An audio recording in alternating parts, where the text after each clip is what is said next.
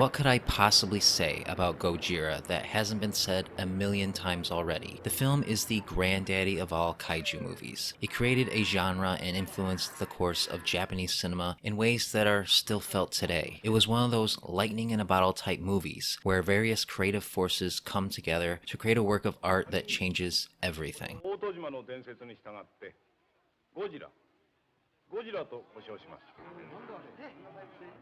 Gojira is about the end of the world, if the end of the world came in the form of a giant radioactive dinosaur. It of course sounds silly on paper, but like all good ideas, it's the execution that matters, and here it is executed almost flawlessly, and the result is a timeless classic that spoke to an entire generation, allowing them to consider and cope with a national tragedy that still stung and lingered in their minds.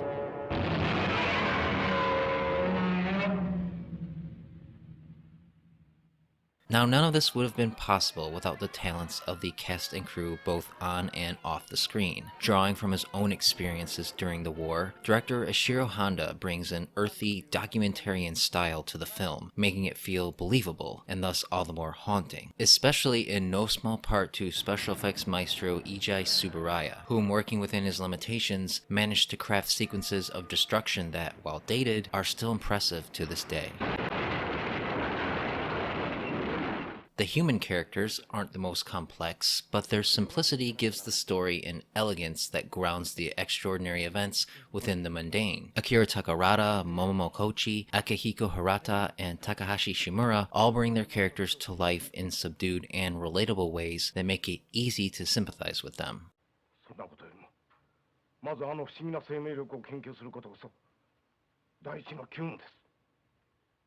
But the star of the show is Godzilla, of course, here at his most abjectly evil, a fire-breathing dragon of mass destruction who rises from the ocean depths with apocalyptic intentions. This film introduced everything that would go on to define the monster. His iconic look, a mutant crossbreed between a T-Rex and a Stegosaurus. His atomic breath, able to set ablaze anything it touches. His invulnerability, the unlimited potential of atomic power made flesh. And of course, who could forget his trademark earth-shattering roar, created by the always incredible Akira Ifukube, whose musical compositions elevate the film to the stratosphere, giving Godzilla an instantly memorable theme that you'll catch yourself humming every once in a while.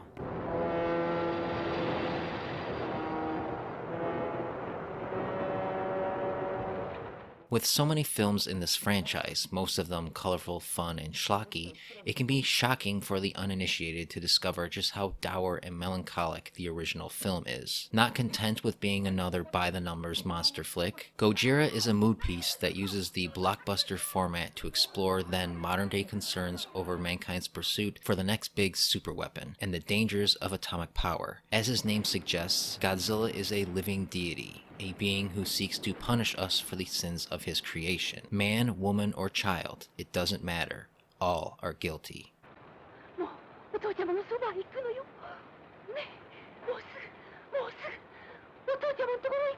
And so the film doesn't end with the beast dead, the city saved, and the hero victorious. While Godzilla does die, his death casts a dark shadow over the future of humanity. What hope do we have when good men unwittingly create superweapons? How can we survive when we have the power to create monsters? Gojira isn't your average Godzilla movie. It isn't even your average monster movie. It is something more. A legitimate work of art with a message and a heart that happens to feature one of cinema's greatest fictional characters. In over 60 years, it still doesn't get much better than this. For more reviews and opinions on all things Godzilla, subscribe and stay tuned to Up From the Depths.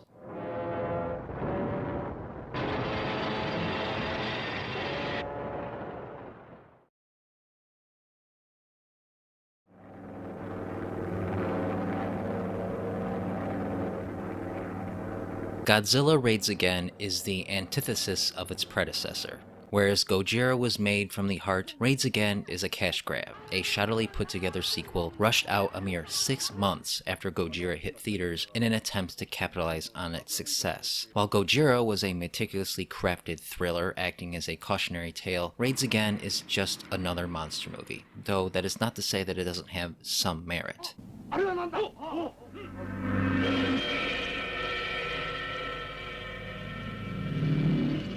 Taking place shortly after Godzilla was killed by the oxygen destroyer, Raids Again follows pilots Shoichi Tsukioka and Koji Kobayashi as the two accidentally stumble upon a second Godzilla, this time locked in battle with another unknown monster. To deal with the appearance of these rival beasts, Japan has to scramble up a plan to keep them from bringing their battle to the country. Godzilla Raids Again is noteworthy for many reasons, most of all for establishing the structure that would eventually define the majority of both the Godzilla franchise and kaiju films in general. It features Godzilla's first ever foe, Anguirus, an Ankylosaurus-type creature that would go on to become an ally to the King of the Monsters. The two duke it out in the middle of a city, this time Osaka, and of course, Godzilla wins, lighting poor Anguirus aflame with his atomic breath.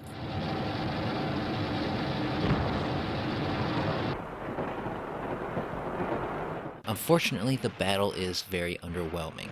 In fact, all of the monster action in this movie is underwhelming. No attempt is made to add any sense of scale or weight to the creatures, and so when Godzilla and Anguirus fight, it looks incredibly cheap. The two basically flop around, biting and snarling at each other awkwardly. This is no doubt a result of the rushed production. With Ishiro Hana unavailable, Toho called in director for hire Motoyoshi Oda, and the direction is as bland as you'd expect. The film has a very languid pace, despite making no attempts to build any tension. Godzilla and Anguirus just sort of appear, and from that point pop in and out of the film without any sense of real narrative purpose.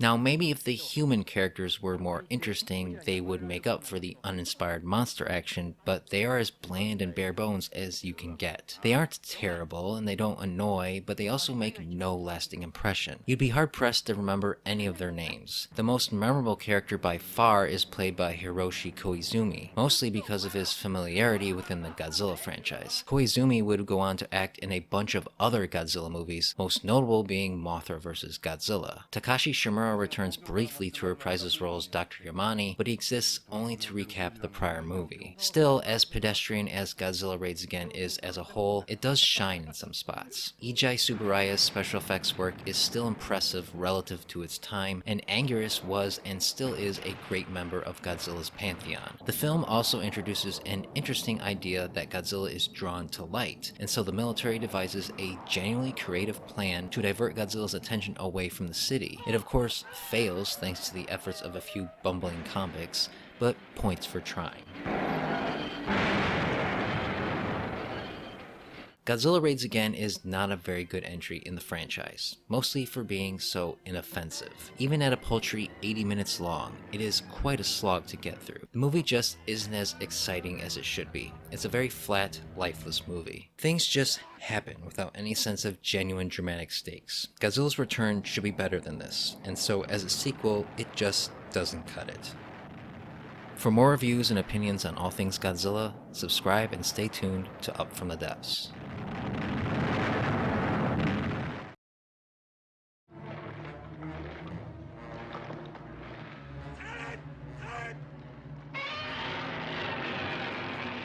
By 1962, Godzilla had been in hibernation for 7 years, and in that time, Toho Studio had built an impressive library of kaiju films, nearly all of which had proven successful. And so to celebrate the studio's 30th anniversary, Toho released King Kong vs. Godzilla, which finally brought the Big G back into the spotlight to face off against the very monster that inspired his creation. It was a rivalry of the ages, East against West, two icons battling it out for supremacy.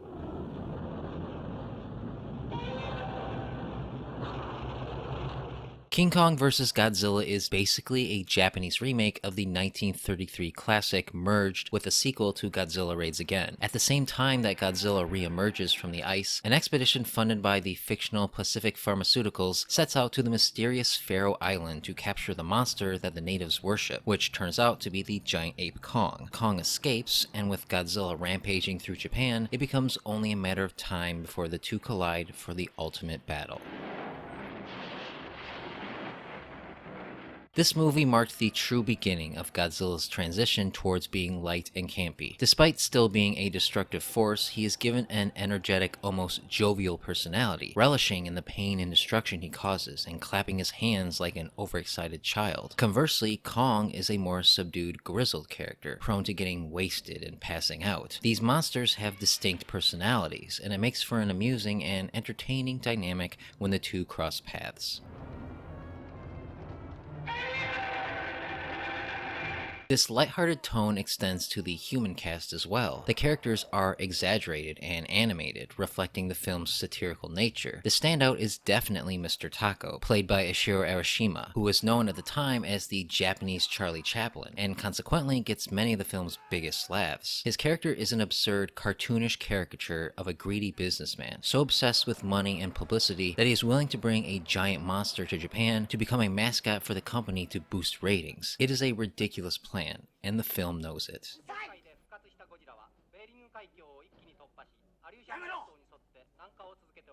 Indeed, what might surprise some first-time viewers is how self-aware King Kong vs. Godzilla really is. Much like Mothra the previous year, the film is a satirical critique of capitalism, specifically the rise of commercialism and advertising. The entire reason Kong is brought to Japan is one giant publicity stunt, and throughout the movie, characters talk about and place bets on the two creatures as if they were famous wrestlers. The movie doesn't take its premise seriously at all, and so you have to go in with the right mindset to really appreciate what it's trying to do. This doesn't, however, mean the film doesn't deliver the goods, though. King Kong vs. Godzilla is fun, colorful, classic 60s era popcorn entertainment. Ishiro Honda, Eiji Tsuburaya, and Akira Ifukube, ostensibly the fathers of Godzilla, all return and do fantastic work. This is especially the case for Ifukube, some of whose most iconic tracks originate here. The film is also really well paced and balances the human and monster scenes in such a way that never gets boring. Kong and Godzilla both get their moments to shine, and their final fight on Mount Fuji is great for how dynamic and playful it is.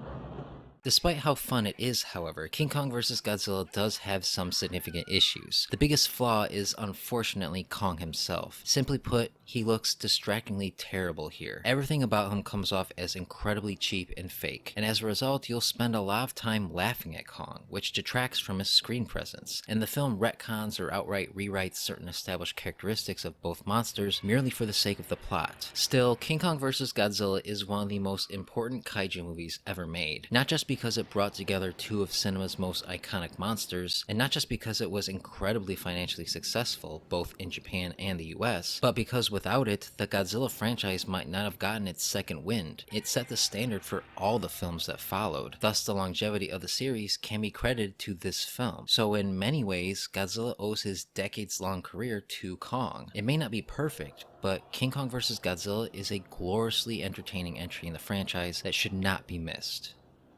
For more reviews and opinions on all things Godzilla, subscribe and stay tuned to Up From the Depths.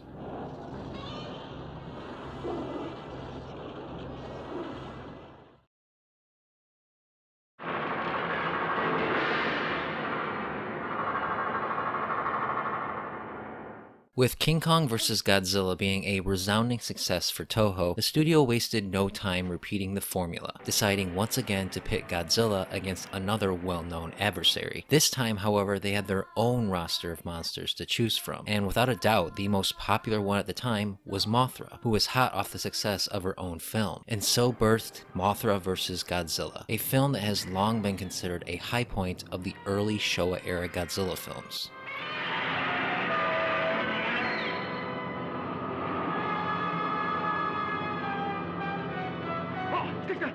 When a massive storm washes Mothra's egg to the shores of Japan, a duo of slimy businessmen set forth to put it on display for profit. The Shabagen, with the aid of a journalist, his photographer, and a scientist, beg for her egg to be returned, while at the same time, Godzilla rises from the earth to rampage once again. Out of desperation, humanity must set aside its pride and call on the help of an aging Mothra to stop him.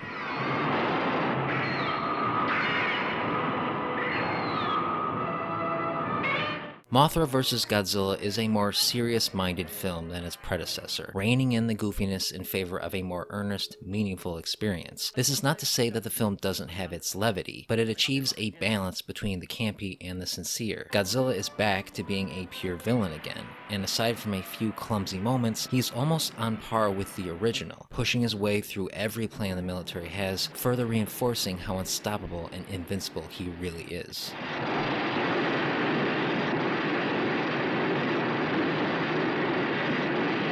This was a wise choice because it provides a nice contrast to Mothra. Whereas Godzilla is unrelenting, unforgiving, and brutish, Mothra is righteous, forgiving, and fragile. These differences make their matchup all the more appropriately dramatic and gives the film a sense of real thematic stakes that frankly is missing in your run-of-the-mill Godzilla movies. There's also a great cast of characters here, and many of them are played by veterans of the franchise. Akira Takarada returns for the first but certainly not the last time, as does Hiroshi Koizumi and Kenji Sahara, this time playing against type as the villain. Newcomer Yuriko Hoshi makes a great first impression as the plucky photographer Junko, and Emi and Yumi Aito return as the Shavajin, lending their voices to some genuinely captivating songs.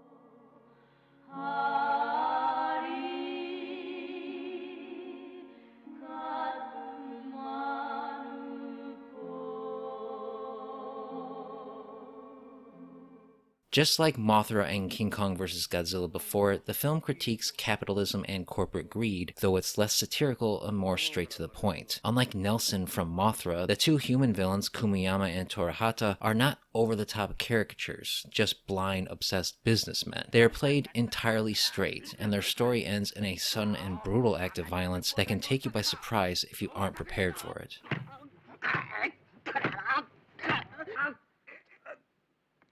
Ishiro Honda is at the top of his game here, as is Ijai Tsuburaya and Akira Ifukube, and together the two of them push the art of tokusatsu to new heights. The direction is thoughtful and brisk, the special effects legitimately great, and Ifukube's score proved so influential it continues to be reused to this day. The battle between Godzilla and the adult Mothra is the highlight, and while brief, it's visceral and surprisingly realistic. Mothra tries her best to keep Godzilla on the defensive, but all it takes is one blast of his atomic breath to take her down.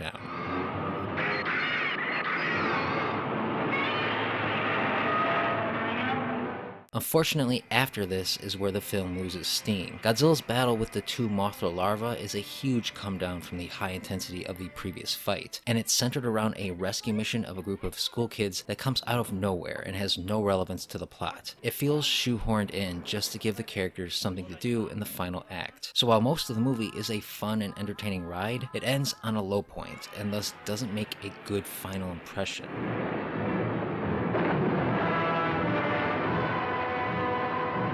Admittedly, Mothra vs. Godzilla doesn't do much new. In fact, it outright copies the formula that had been used in prior films. What it does do, however, is further refine the elements that make up that formula into a better, more cohesive whole, and in this way it became the gold standard for all the films that followed. Despite suffering towards the end, for the most part, it is an exceptional monster movie, and a classic of the kaiju genre.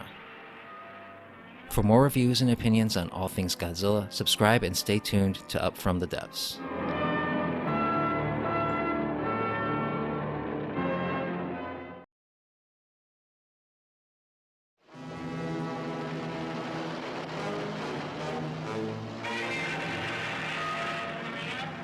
With Mothra vs. Godzilla another hit for Toho, the studio quickly rushed together another sequel. However, this time Godzilla wouldn't merely be facing off against another popular monster. No, this time Toho set out to create an all-new monster, one so big and so powerful it would require not one, not two, but three monsters to take it down. And so the end of 1964 saw the release of Ghidorah the Three-Headed Monster, the film that truly set the stage for Godzilla's gradual turn into a hero figure.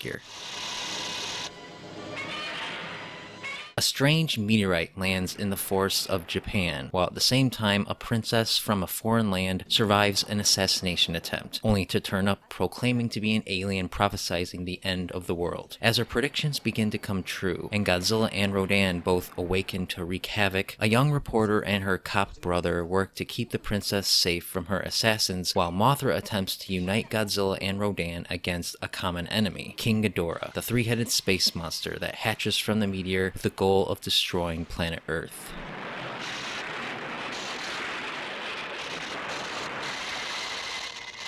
For better and worse, Ghidorah the three-headed monster is when the Godzilla series started to take a real dramatic turn towards the overtly outlandish and campy. More so than ever before, the monsters are given very explicit personalities, which makes for some amusing interactions, the most infamous being the scene where Mothra attempts to talk Godzilla and Rodan into fighting Ghidorah. While very silly, it does humanize the monsters, making them more than just big lumbering beasts with the sole purpose of destroying cities. The fight that follows is a franchise highlight, and the first of many four-way monster brawls that would become commonplace in the series. While underwhelming in certain aspects, the fight overall is a lot of fun, and sees Godzilla, Mothra, and Rodan combining powers and utilizing creative tactics to win against Ghidorah. However, it's clear that most of the effort went into getting this fight right, because the preceding fight between Godzilla and Rodan is very weak in comparison. It's tame, repetitive, and features some pretty mediocre puppetry.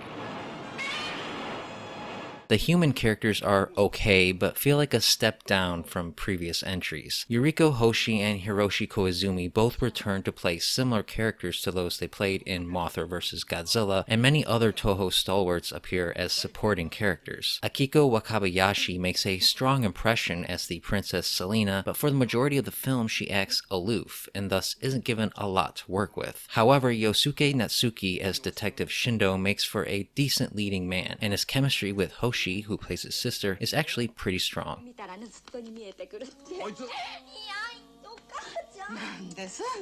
The film's biggest issue, though, is that there is a huge disconnect between the human storyline and the monsters. While most of the previous films were able to connect what the human characters were doing to the monsters in some way, here the two have almost nothing to do with each other, making it kind of hard to get invested in what's going on. As a result, you'll spend a lot of time wishing it would just cut back to the monsters, a feeling only amplified by how entertaining most of the kaiju action actually is. You want more than what the film is capable of giving you, leaving you feeling dissatisfied.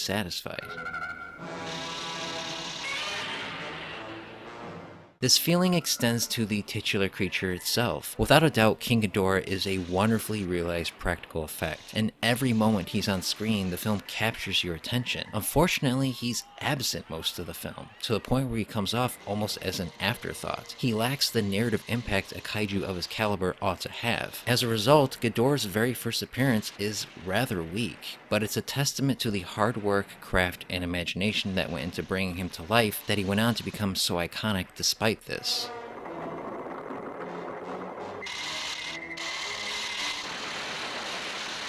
Ghidorah the three-headed monster is a very flawed but undeniably ambitious entry in the Godzilla franchise, especially given its absurdly short production schedule. The things it does well, mainly Ghidorah and the climactic fight at the end, it does really well, but it's hampered by a story full of half-baked ideas that feels disconnected from the monster action, and some of the special effects aren't quite up to the caliber you come to expect from these movies at this point. It feels like a rush job. However, unlike Godzilla Raids Again, and under Ishiro Honda's guiding hand, Ghidorah the three-headed monster still manages to generate the kind of cheesy thrills that would go on to define the franchise, all while introducing Godzilla's most iconic enemy. It's an important film, and should not be skipped by any Godzilla fan. For more reviews and opinions on all things Godzilla, subscribe and stay tuned to Up From the Depths.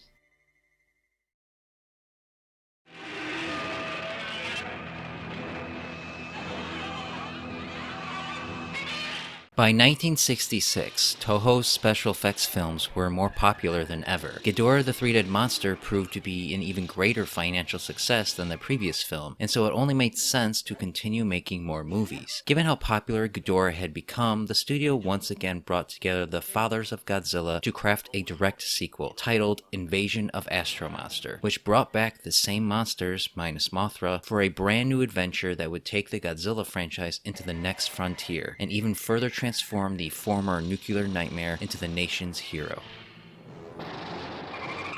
It is the distant future of 1960X, and astronauts Fuji and Glenn are on a two-man mission to explore the mysterious Planet X. There they discover its inhabitants, the Exilians, are being tormented by King Ghidorah, and in a desperate bid to rid themselves of the monster, the aliens call for the aid of Godzilla and Rodan to help them. Humanity kindly obliges, hoping to establish positive relations with this seemingly peaceful alien race. But all is not as it appears, and it turns out that Planet X has other far more dastardly plans for Earth.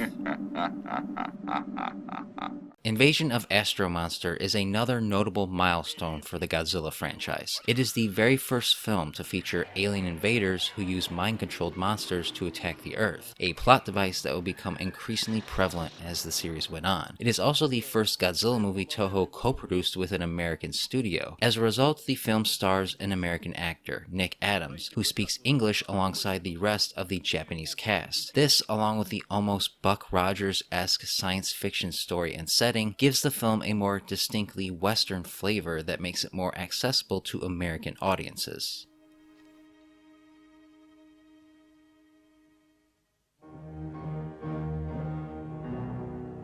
Make no mistake though, this is a Japanese Godzilla movie to the core. Invasion of Astro-Monster caps off Ishiro Honda's trilogy of G-flicks with a bang, upping the stakes while delivering a story that, while still a bit cheesy, is genuinely engaging and captures your attention. The human storyline is wonderfully interwoven with the monster action, and in fact is done so well that you don't mind when the monsters aren't on screen. The pacing is excellent, starting slow and building up until all hell breaks loose at the end, where it finally delivers on all the mayhem and destruction you've been waiting for.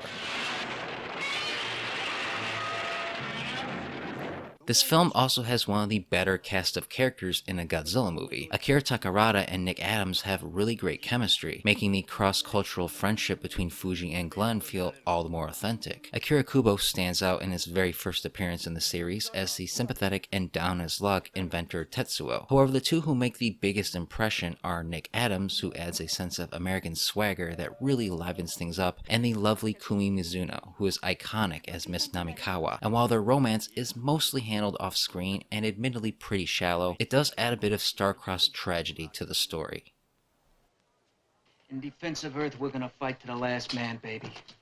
Now where's your conscience, or have you turned that over to your computers too, huh? Aside from a few wonky shots here and there, the special effects and model work are exceptional for the time period, and the selective use of the monsters means that they almost always look great when they are on screen. This film also has the distinction of being one of the few Godzilla movies to take place in space, and the execution and art design has a charming 60s era B-movie feel that instantly endears. The citizens of Planet X, dictated by logic and computer programming, are some of the most memorable aliens to appear in the series, and sport a look that is somehow both stylish and laughably cheesy in the best possible way.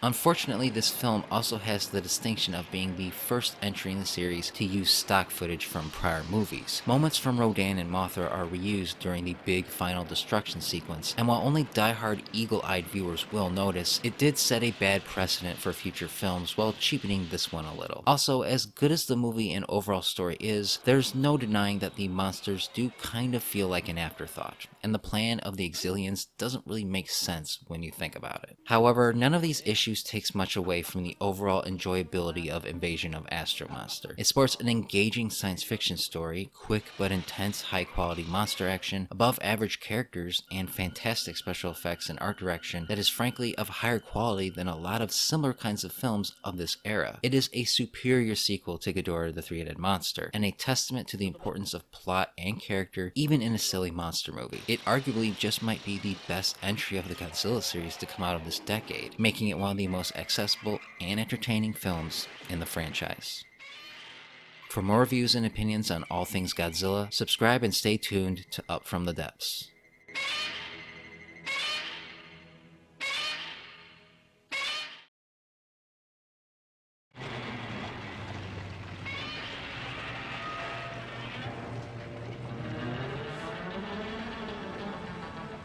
While Invasion of Astro-Monster arguably proved to be a high point for the Godzilla franchise up to that point, the film ended up doing less at the box office than expected. And so to cut costs for the follow-up, Toho reduced the budget, brought in an entirely new production team, and began to shift the focus of the series to appeal more to children and teenagers. And so this is how we ended up with Ebirah, Horror of the Deep, a decidedly different kind of Godzilla movie than those that came before it.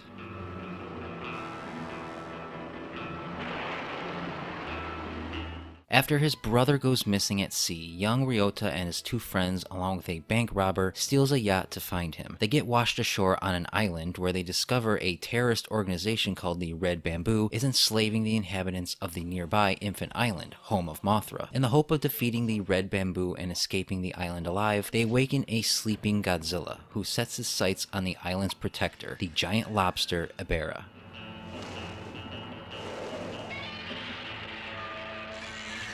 Ebirah, Horror of the Deep moved the series from its more global science fiction-based roots to a more low-key remote setting. Since the entirety of the movie takes place on an island, there are no city destruction scenes, an intentional omission made in an effort to reduce costs. While this definitely makes the film feel smaller in scope compared to the previous films, the island setting makes for a more exotic, adventurous tone that adds a bit of freshness to the franchise, which at the time was starting to grow stale.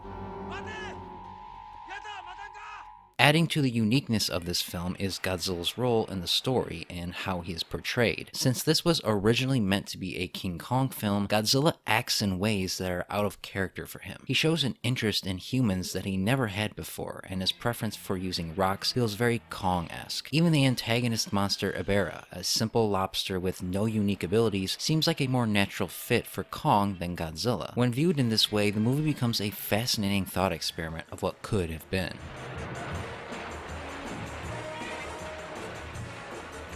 It's a shame then that the actual finished product isn't nearly as interesting as its production. Reflecting its budget, Ebirah marks a significant decline in quality for the series. The plot is contrived, providing the barest framework for getting the characters to the island, and the characters themselves are rather bland and make some very questionable decisions just for the sake of moving the plot forward. Akira Takarada stands out the most as Yoshimura, a bank robber with a heart of gold. Akihiko Hirata also returns sporting an eye patch once again as the Red Bamboo leader, along with Kumi Mizuno as Daio, a native of Infant Island who escapes and tags along with the gang as they manage to be a thorn in the side of one of cinema's most incompetent terrorist organizations.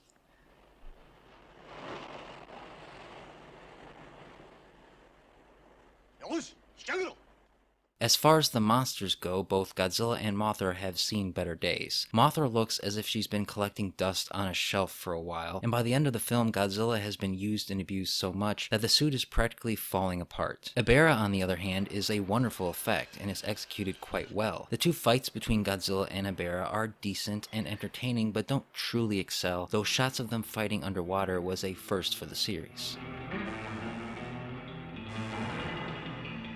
What helps this film is its pace. New to the franchise, Jun Fukuda's flashy, colorful direction gives the film energy and keeps the plot moving along at a great pace. There is never a down moment, and so it is never boring or too slow. Despite not showing up for an hour, once Godzilla is awakened, he is a constant presence. And it is cool having Mothra show up to give the film a connection to the prior entries, though the absence of Yumi and Emi Ito is notable. Despite some inspired stuff, however, Ebirah, Horror of the Deep can't quite escape the realities of its production. There's simply no denying that this is the black sheep of the franchise, a Godzilla film that was not originally intended to be a Godzilla film. The movie just doesn't stand up to the great entries that came before, and while not a disaster by any stretch, it is rather forgettable and offers very little reason to ever rewatch it.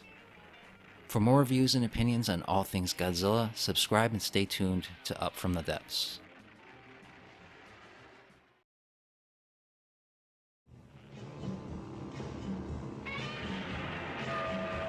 By the time Ebirah, Horror of the Deep was released, it was becoming clear that the Godzilla franchise was starting to lose steam. Ishiro Honda, Eiji Tsuburaya, and Akira Ifukube were all working on other films, and as budgets continued to be slashed, and as the kaiju genre began appealing more to children, Godzilla was quickly losing his edge. So, in an effort to appeal to younger audiences, Toho did the unthinkable. They gave Godzilla a kid of his own, and thus the Son of Godzilla was born, a creative choice that still proves controversial to this day.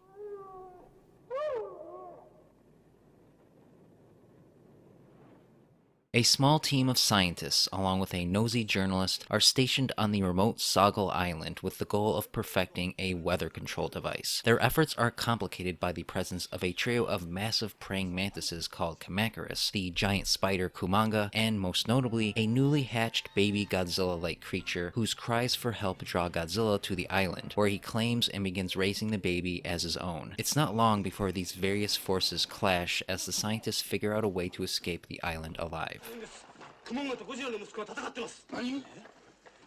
Son of Godzilla is one of the most divisive films in the franchise, and frankly, it's easy to see why. More so than any other film up to this point, it is explicitly made to appeal to kids, with Minya the unofficial mascot of this transition. For many fans, he is the face of everything that had gone wrong with the franchise. Misshapen and pudgy and too cute for his own good. He is, to put it bluntly, ridiculous looking. He doesn't look anything like Godzilla, making the instances where the characters confuse the two comically absurd. And yet, this doesn't take away from the overall enjoyability of the film. Despite the desperate nature of the premise, Son of Godzilla is an immensely fun and colorful film that never bores. The tropical island setting is better utilized here than was in the previous film, providing a logical backdrop to the weather control experiment that the human characters take part in, which is an intriguing premise that hooks you fairly quickly. The giant insects that populate the island also make for naturally threatening monsters that, in a rarity for the franchise, provide an immediate threat to the characters.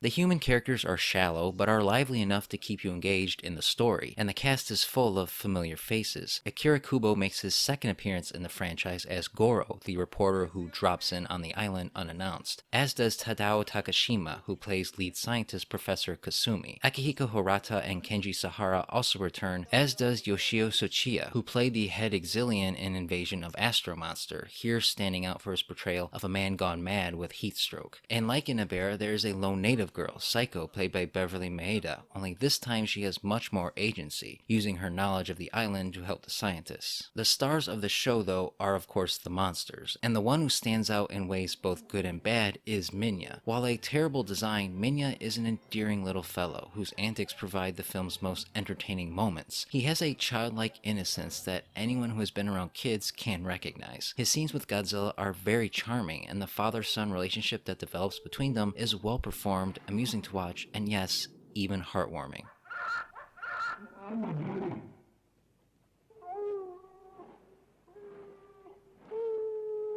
While not as flashy as some of the franchise's more popular monsters, Kumanga and Kamacuras make for some terrific antagonists. The puppeteering work on them is exceptional, especially for Kumanga, who is probably one of the more threatening villains of the franchise, particularly if you don't like spiders. And while the Kamacurai aren't quite so menacing, they make for good bully characters for Minya to go up against.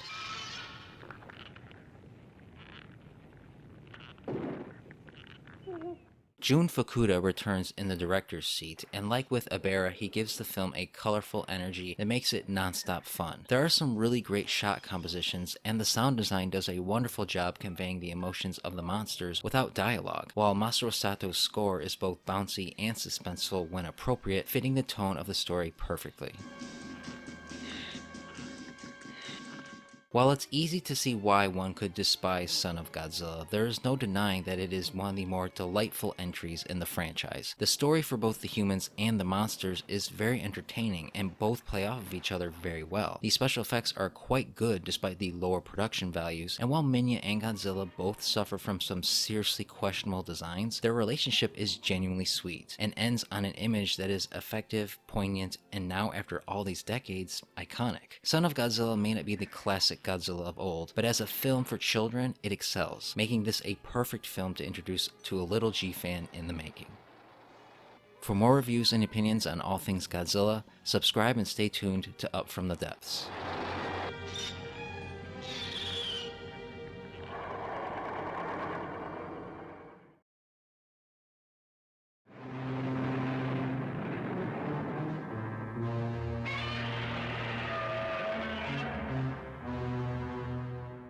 After Son of Godzilla, it was readily apparent that the Godzilla series and kaiju films in general were on the decline, with each film making less than the last. And so Toho and producer Tomoyuki Tanaka, feeling like they had run out of ideas, decided it was time to put Godzilla to rest. Thus, Destroy All Monsters was intended to be the grand finale of a franchise that had run for over a decade. And to end it right, Toho brought in original series director Ishiro Honda, increased the budget, and stuffed as many of their classic creatures into the film as possible, all in an effort to conclude the series with as big a bang as possible. It is the year 1999, and mankind has advanced to the point where they have complete control of Earth's monsters, containing them on an island dubbed Monsterland. Suddenly, communication with Monsterland is lost, and all of the monsters begin attacking major cities across the globe. A race of aliens called the Kilax reveal that they have control of the monsters, and intend to use them to wipe out humanity unless they bow to their whims. With surrender not an option, it's up to Captain Katsuo Yamabe and the crew of the spaceship Moonlight SY-3 to fight back and return control of the monsters to humanity before it's too late.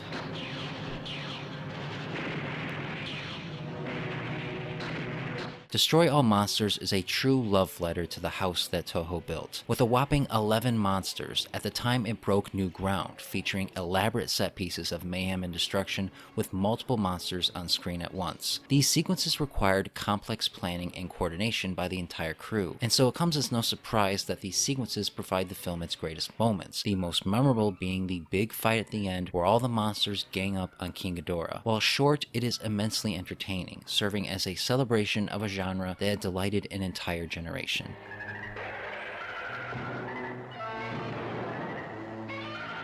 Indeed, everything involving the monsters shines in this film. Godzilla comes back with a brand new and much improved look, as does Anguirus, his first appearance since Godzilla raids again. The film wastes no time setting the monsters loose, and from that point they remain a constant presence. The pacing is very good, with the monster scenes spread out evenly enough so that it's never too long before they appear. And aside from a few comically brief cameos, most of them get a moment or two to shine.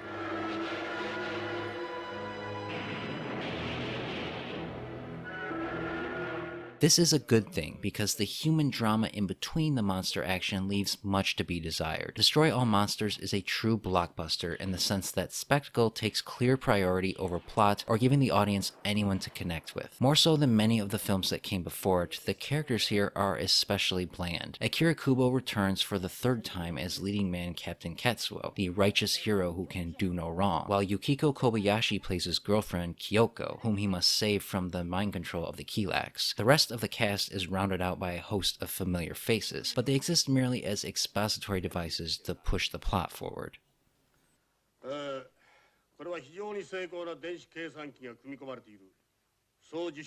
This really holds back Destroy All Monsters from being the true classic it aspired to be. In essence, this film sports the same plot as Invasion of Astro-Monster, only far less interesting. The Kilax are very generic and shallowly presented, with their plan having little nuance or intrigue. They feel like an afterthought, a plot device to allow the monsters to rampage across the world. Cities are destroyed, but you never feel the impact, and so you never quite feel like the world is in danger despite the high-stakes intensity of the plot, making everything aside from the monsters rather unengaging.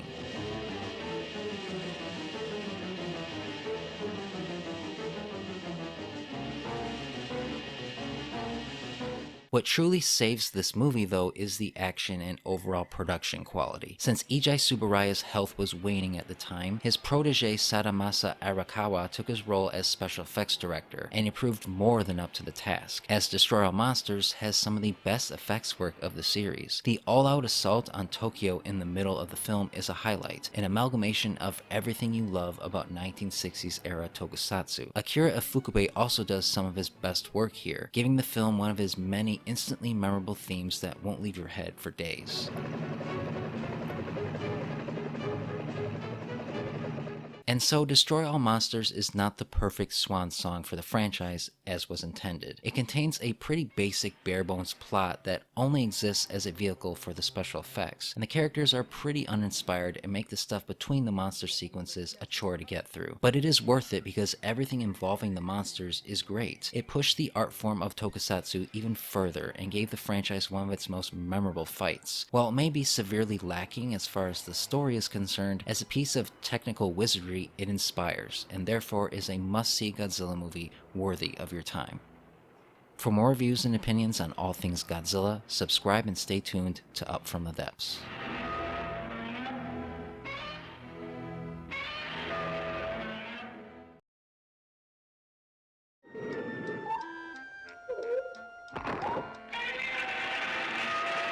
While Destroy All Monsters was originally meant to be Godzilla's swan song, it did well enough to convince producer Tomoyuki Tanaka and Toho that there was still some gas left in the franchise. Inspired by the success of the rival Gamera series, which was made for children on the cheap, it was decided that the next Godzilla film would follow this model, and so All Monsters Attack marked a major turn for Godzilla, shifting the series even further from its roots for the sole purpose of delighting the next generation who knew nothing of the horrors that inspired his creation. A young boy named Shiro lives a lonely life, bullied by other kids and left to fend for himself by his absentee working-class parents. A huge fan of Godzilla, he retreats into his own mind, using his imagination to visit Monster Island, where he gets to watch Godzilla fight other monsters and hang out with his son Minya, who is also being bullied by a monster named Ebirah. When two bumbling bank robbers kidnap him, Ichiro, emboldened by the lessons he learned on Monster Island, must stand up for himself if he wants to escape their grasp.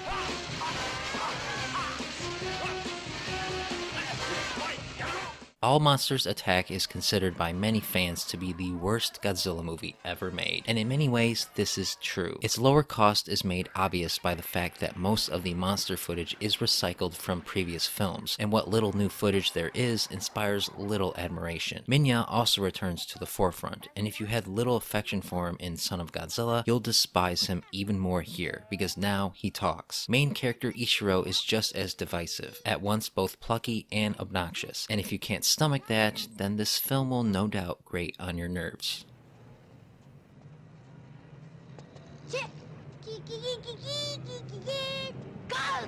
Given all this, it'd be easy to deem All Monsters Attack as completely worthless, as it offers little quality kaiju action, but as a piece of Godzilla history, it does have merit. Director Ishiro Honda manages to elevate a cash grab, giving it a little more depth than you might expect. More so than many entries in the franchise, this film is a product of its time, a glimpse into the experiences of many kids at the time, and the effect post-World War II industrial Japan was having on working-class families. Indeed, structurally and thematically, the film is quite clever. All Monsters Attack is the only entry in the series where the reality of Godzilla, or any kaiju for that matter, is called into question. Since every sequence featuring a monster takes place inside Ichiro's head, it is implied that the film takes place in the real world, where Godzilla is merely a fictional character, and Ichiro is just one of his many fans. This adds an extra layer of meta complexity that no other Godzilla film has had since, and for all this film's problems, this is respectable.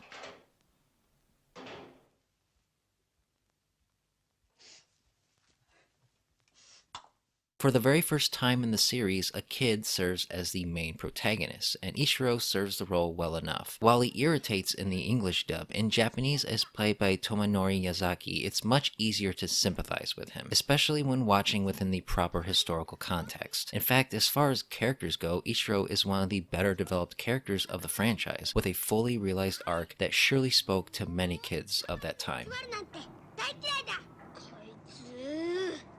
With all that being said, however, no amount of academic analysis can make up for the cheap quality of All Monsters Attack. As both a Godzilla film and a kaiju film, it mostly fails because so much of it is reused material that is poorly shoved into the movie. The result is incredibly jarring, as Godzilla consistently changes looks from scene to scene, and if you've already seen the previous films, you'll be bored rewatching large chunks of this film. The only new monster, Ebirah, is by far one of Toho's weakest creations, though he does work as a cowardly bully character for Godzilla to beat up on.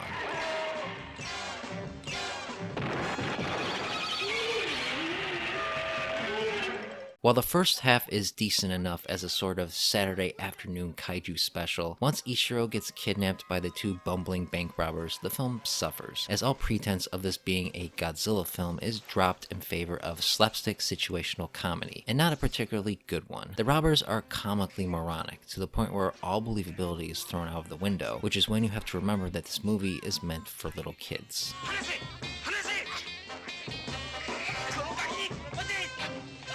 When all is said and done, though, All Monsters Attack is not the blight on the Godzilla franchise many would say it is. In fact, when you take into consideration how cheap the film is, it's kind of amazing it's as sufficient as it is. While certainly no masterpiece, it has a lot more going on underneath the surface than you might expect. It's just that as a Godzilla movie, it doesn't satisfy. And so if you go in looking for a traditional monster movie, you'll be sorely disappointed. However, it's a good entry to introduce young children to Godzilla, and for that, it has value and has its place in the franchise.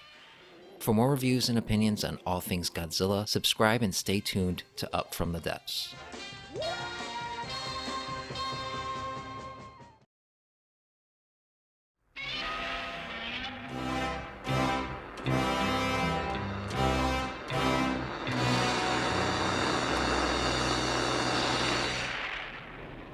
With All Monsters Attack, Toho managed to figure out a way to keep the Godzilla franchise going with smaller budgets and an explicit focus on appealing to kids. Producer Tomoyuki Tanaka, still determined to keep the series going, decided it was time to inject some new blood into the series, and found a fresh new talent by the name of Yoshimitsu Banno to do just that. And so with near full creative control, Banno went on to direct Godzilla vs. Hedorah, a film that still remains the most bizarre entry of the series.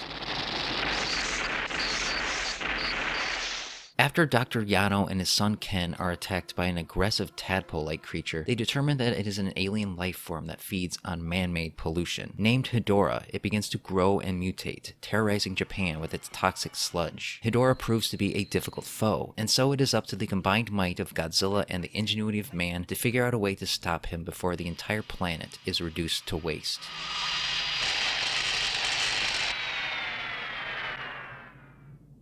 It must be stated once more that Godzilla vs. Hedorah is without a doubt the trippiest, most surreal film in the Godzilla series, featuring psychedelic visuals, randomly placed animated vignettes, and a funkadelic soundtrack. It feels straight out of the 70s, and depending on who you ask, that's either a good or a bad thing. The film is as close to an avant-garde Godzilla movie as you can get, with tone and experimentation taking clear priority over plot, which is incredibly simple even by Godzilla standards. This is a straightforward versus movie with only the most basic framework of a plot holding it together, but under the unorthodox direction of Banno, it becomes anything but your standard Godzilla fare.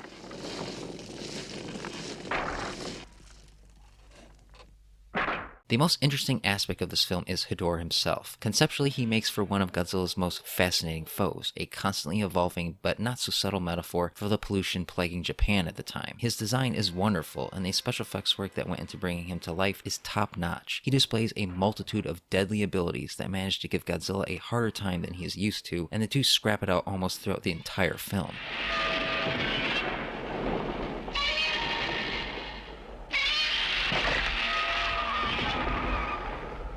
You'd think this extra emphasis on monster action would make Godzilla vs. Hedorah non-stop fun, but the fights here are quite underwhelming, slow-paced and lacking in many exciting or suspenseful moments. There are long stretches where Godzilla and Hedorah just stand around and stare at each other for what feels like forever. These moments severely detract from the impact these fights should have, making the action in this film very dull.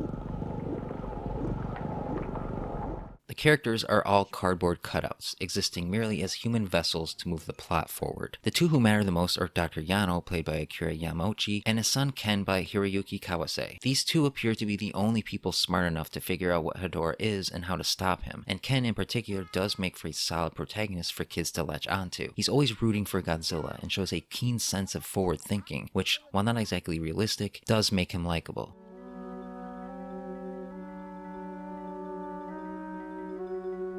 For the first time, Godzilla fully steps into the hero role as protector of the Earth that children can look up to. And yet despite this, Godzilla vs. Hedorah is one of the more disturbing films in the series, featuring moments of death and destruction that are graphic in a way the series hadn't been since the original, if not more. Scenes of people being drowned in sludge, choking on sulfuric acid, and flesh being dissolved to the bone are plentiful. The stark contrast between the childlike nature of the story and the gruesome reality of its victims is part of what makes this film so intriguing, despite its issues.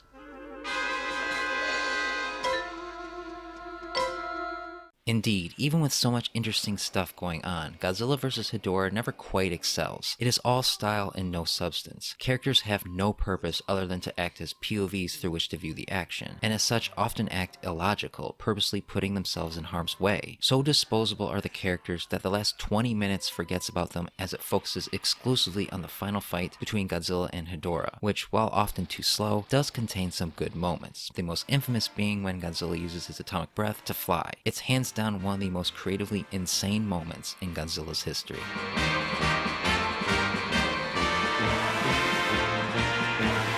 Godzilla vs. Hedorah is a fascinating movie that can never escape the trappings of its genre. It has some really clever ideas and directorial choices, and conceptually Hedorah is a great monster, but its incredibly simple plot makes it feel like an episode of TV stretched out to a feature-length film, and so large stretches of it are very tedious. It's easy to see though why one could appreciate it for both being so stylistically different from all other Godzilla films and for having a message that spoke to an important issue at the time. While far from great, it is also far from the worst Godzilla movie ever made, and should be seen at least once by every fan so they can make up their own mind about the weirdest Godzilla movie.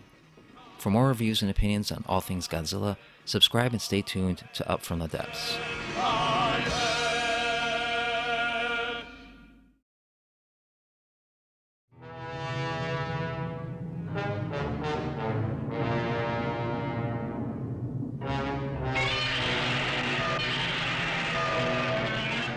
Turned off by the strange quirkiness of Godzilla vs. Hedorah, Toho and producer Tomoyuki Tanaka were determined to get the Godzilla series back on track. The experimental phase, as brief as it was over. Budgets were reduced even further, Jun Fukuda was brought back to direct, and it was decided that King Ghidorah would return once again, all in an effort to make the franchise more marketable. But Ghidorah would not be alone, nor would Godzilla, resulting in the tag team monster brawl that is Godzilla vs. Gigan. Down on his luck manga artist Gengo is hired to do conceptual work for World Children's Land, an amusement park based around Earth's monsters. Upon running into a woman looking for her brother, Gengo and his friends discover the park is a front for extraterrestrial cockroaches who plan on conquering the Earth with the help of King Ghidorah and their own monster, the cyborg Gigan. With the Earth in danger once again, Godzilla and Anguirus leave their home on Monster Island and head for Japan to fight for their planet.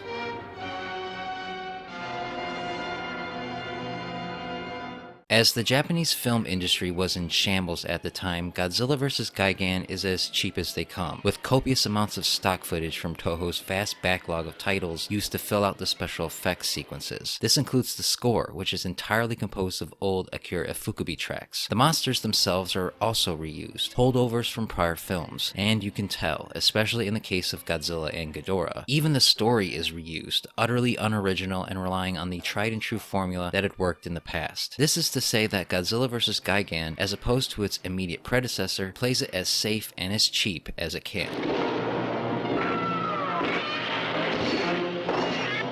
And yet the film strangely works on many levels despite these glaring faults. Despite yet another alien invasion plot, the alien cockroaches, who hail from the space hunter Nebula M, are significantly more interesting than the Kilaaks were in Destroy All Monsters, and their plot, while kind of nonsensical, generates a nice bit of intrigue for the characters to stick their noses in. And speaking of the characters, they are quite entertaining here, quirky and funny in a way that makes it easy to get invested in them. Gengo in particular, played by Hiroshi Ishikawa, is a rather unique protagonist whose profession makes him very relatable. The other standout is Tomoko, played by the striking Yuriko Hishimi, Gengo's no-nonsense girlfriend who can kick butt better than any of the men can.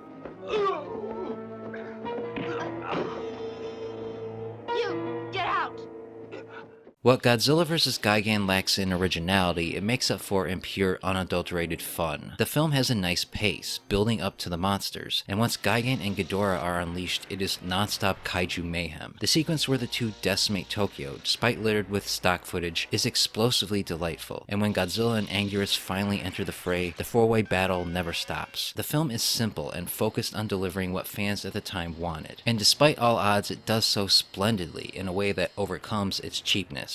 It should be noted that this film marks the final time the late suit actor Haruo Nakajima would portray Godzilla, and he gives a great final performance, even though the suit is practically in tatters at this point. This is also Ghidorah's final appearance in the Showa series, which was probably a good thing because he looks ready to retire, gray-haired and lacking in the energy of his early years.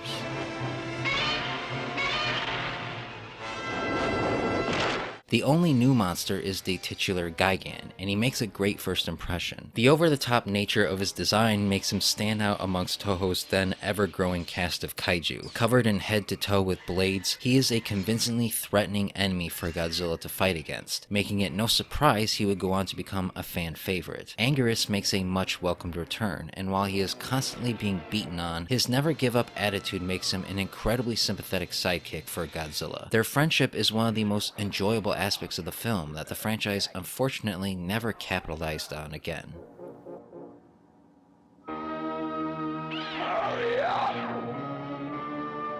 In many ways, Godzilla vs. Gigan is the quintessential 70s era Godzilla film. Cheap and safe, but able to overcome its deficiencies by being so darn entertaining without resorting to being too ridiculous. The human characters are fun, and their story is well balanced with the monsters. And even though much of the action is composed of stock footage, there are many great new moments that make this fight one of the franchise's best. The film doesn't break any new ground, but it wasn't trying to, and within its limitations, it manages to be a satisfactory entry in the series, full of colorful monster action. It's another great introductory film that is sure to delight any children lucky enough to witness it. For more reviews and opinions on all things Godzilla, subscribe and stay tuned to Up From the Depths.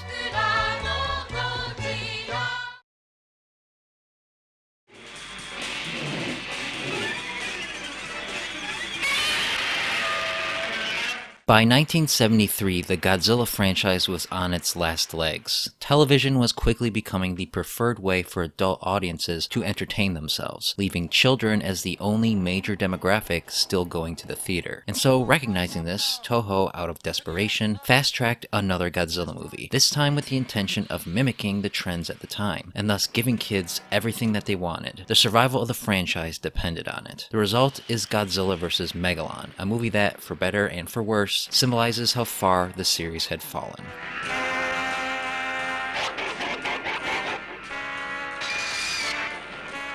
An inventor named Goro, along with his younger brother and close friend, finds themselves being stalked by a duo of mysterious men, and discovers that they are the agents of Seatopia, an underground civilization that seeks to punish the surface dwellers for their reckless atomic bomb testing. To accomplish this, they send their god monster Megalon to destroy everything in its path. Soon, Goro's robot Jet Jaguar sets it upon himself to fight Megalon, but when Gigan shows up to add to the trouble, it's up to Godzilla to come to the rescue and help Jet Jaguar fight back.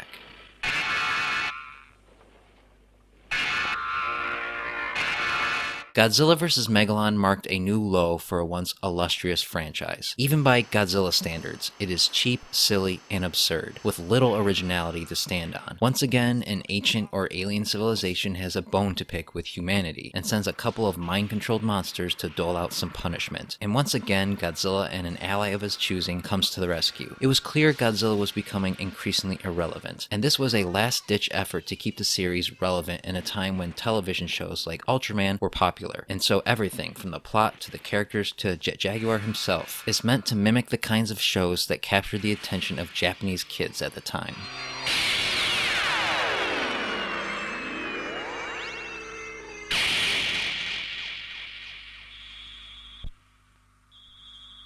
Given this, there's little actual plot to speak of, and what little of it there is exists merely as a reason for the monsters to do their thing. This is unfortunate because there are some interesting concepts in the film. In a more thought out film, Zootopia could have had some potential to be quite fascinating, but here it is presented as an afterthought. The one-dimensional characters also act in ways that are unnatural just to move the plot towards the inevitable monster brawl. More so than almost any other Godzilla movie, it is clear that this story exists only to serve as an excuse for rubber monsters to punch each other. And punch each other well they do. For all its many faults, Godzilla vs. Megalon excels in delivering exactly what it set out to, and nothing more. Much like Godzilla vs. Gigan before it, the film doesn't waste much time before bringing the action, and once it gets going, it rarely lets up. The final fight, which takes up the last third of the film, is a fever dream of rubber-suited monster mayhem, and is thus a joy to watch. All four monsters are genuine characters with discernible personalities that kids can latch onto, with Godzilla and Jet Jaguar paragons of virtue, and Megalon and Gigan cackling bullies who need to be taught a lesson. There are some gloriously goofy moments that are sure to make you crack a smile as long as you remember not to take it seriously. It's non-stop goofy fun that makes everything that came before it worth the wait.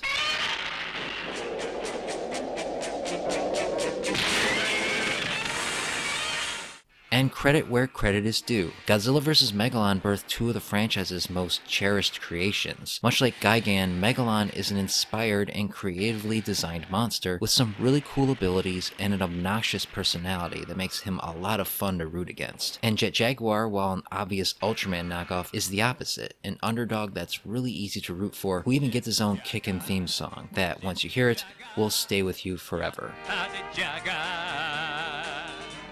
In so many ways, Godzilla vs. Megalon has no right to be as entertaining as it is. Despite a phoned-in direction by Jun Fukuda, despite a nonsensical bare-bones plot, despite cardboard characters, and despite yet more stock footage, it all falls aside when you get to the glorious 2v2 fight that closes the film, an extended action scene punctuated by great moments and humorous interactions between the monsters. It's just fun, there's really no other way to put it. It's right up there with the silliest Godzilla has ever been, and for some this is a travesty. But if you watch it with kids, or even with a couple of friends, it's actually one of the more entertaining movies in the franchise, and goes to show that even at his trashiest, Godzilla still knows how to give the people what they want. For more reviews and opinions on all things Godzilla, subscribe and stay tuned to Up From the Depths.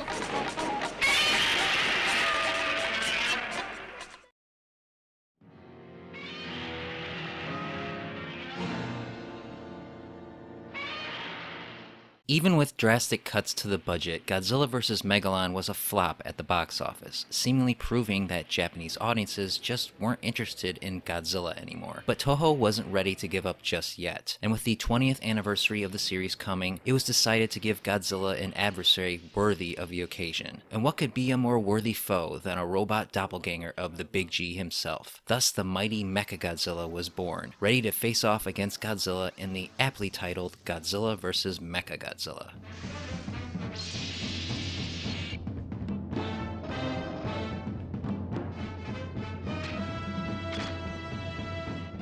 A strange prophecy begins to take shape, while at the same time Godzilla appears to return to his destructive ways. But when a second Godzilla appears to stop him, it is revealed to be a disguised Mechagodzilla, a weapon of mass destruction under the control of the Simians, space apes who want to take over Earth. Mechagodzilla proves to be powerful, and so a couple of archaeologists, a professor, and an Interpol agent work together to summon the ancient monster King Caesar to aid Godzilla in taking out the mechanized monster for good. Godzilla vs. Mechagodzilla was a breath of fresh air in a time when the quality of the franchise was beginning to spiral down the drain. As a 20th anniversary film meant to celebrate the series, there was pressure to deliver, and so unlike its immediate predecessors, it has a proper budget and a more thought out but equally bonkers story. And the results speak for themselves, because from the first few minutes this film grabs your attention, setting up mysteries and moving the plot along at a brisk pace that never leaves you bored wondering when the monsters will show up. And make no mistake, Godzilla Godzilla vs. Mechagodzilla is chock full of monsters. Anguirus makes a welcomed appearance once again, and yet again gets beaten to a pulp, this time in a shockingly bloody and brutal way. Then there's King Caesar, a lion god with a unique ability to reflect attacks back with his eye. While definitely not considered one of Toho's classics, he's a decently designed and realized kaiju. The star of the show though is Mechagodzilla, whose design still remains the best even after multiple incarnations. His sleek steampunk look and hard edges adds a sense of danger to his appearance, which is backed up by a huge arsenal of weaponry. He's basically a walking turret, and the moments where he unloads onto Godzilla and King Caesar are a feast for the eyes.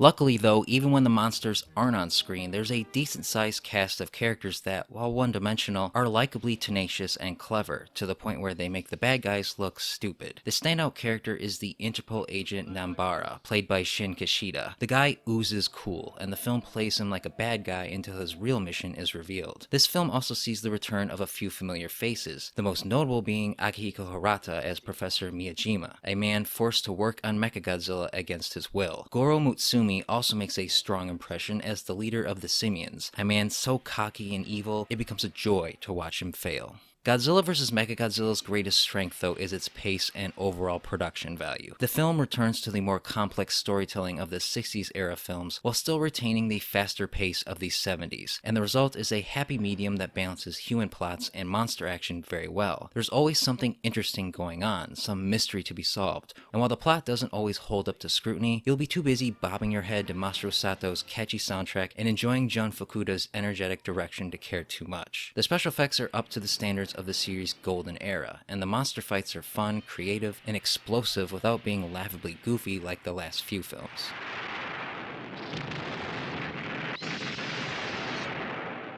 If there's a weak link to be had, it has to be the whole plot involving the prophecy and King Caesar. There really isn't any explanation as to why the Simians care or even know about the prophecy, and so it feels rather shoehorned in with everything else going on. And aside from King Caesar himself, it never quite pays off in a very satisfying way. Still, it does give the characters a MacGuffin to chase after, which helps give the story its vibrancy and sense of momentum, so it's hard to fault it too much.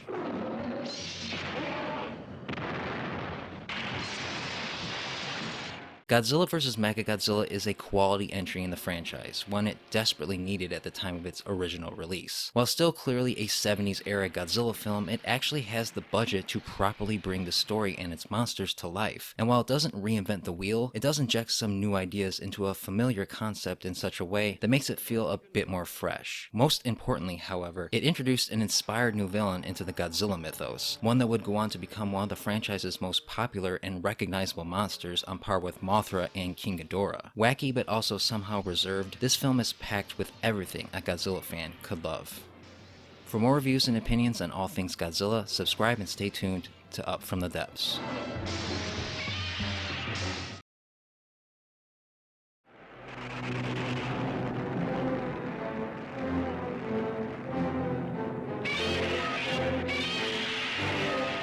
With Godzilla vs. Mechagodzilla proving to be both critically and financially more successful than many of the preceding films, it only made sense to the higher-ups at Toho to keep the series going in this direction. Seeing this as an opportunity to return Godzilla to his glory years, it was decided to verge away from the light and campy tone that had defined the franchise for so long in favor of a more classical and serious approach. To this end, Ishiro Honda was brought back to direct a direct sequel, Terror of Mechagodzilla, the film that, despite all this, ended up being the final installment in the first era of Godzilla films.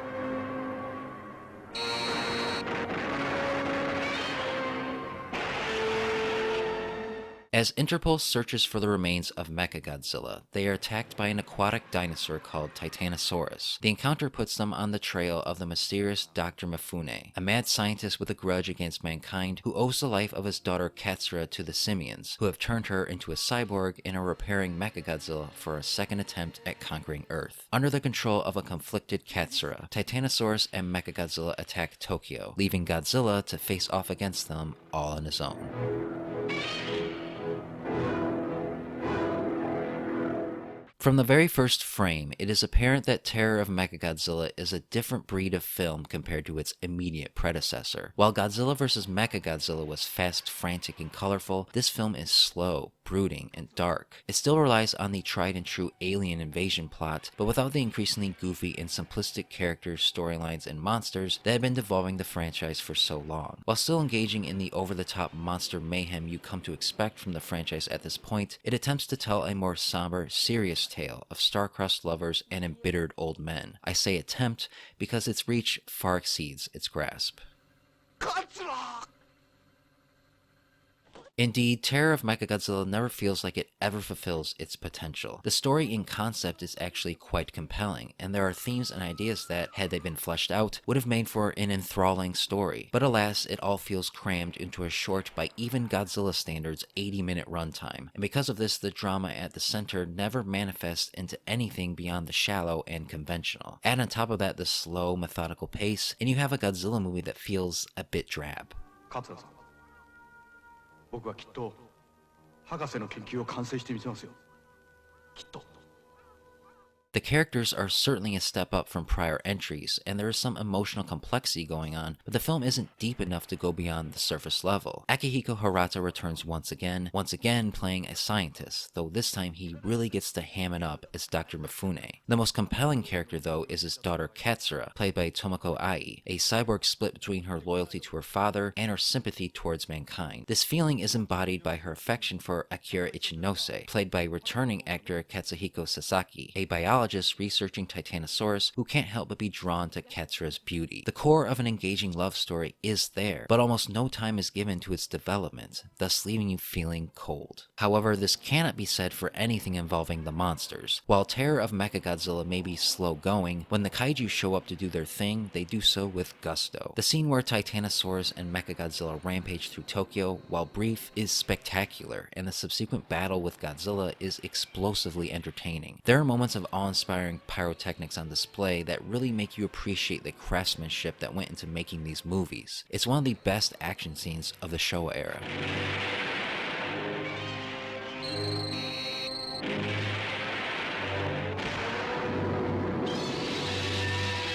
And there's no denying that Terror of Mechagodzilla benefits from the return of both Ishiro Honda and Akira Ifukube. While perhaps not as sharp as his previous works, Honda's direction makes the film feel like a classic golden era Godzilla film. And Ifukube's score, which is less bombastic than many of his previous scores, suits the dark, brooding nature of the story. The new monster Titanosaurus also feels like a return to the past, a creature lacking the flashiness of Megalon or Gigan. While maybe not the most memorable kaiju, his simple design, distinct roar, and sympathetic nature arguably make him one of the most underrated.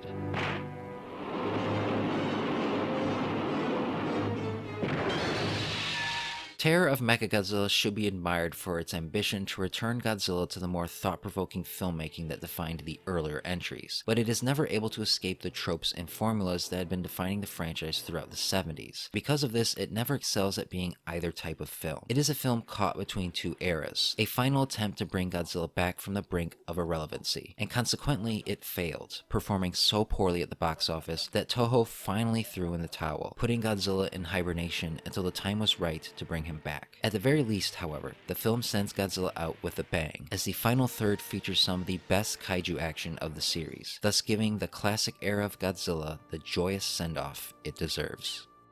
For more reviews and opinions on all things Godzilla, subscribe and stay tuned to Up From the Depths.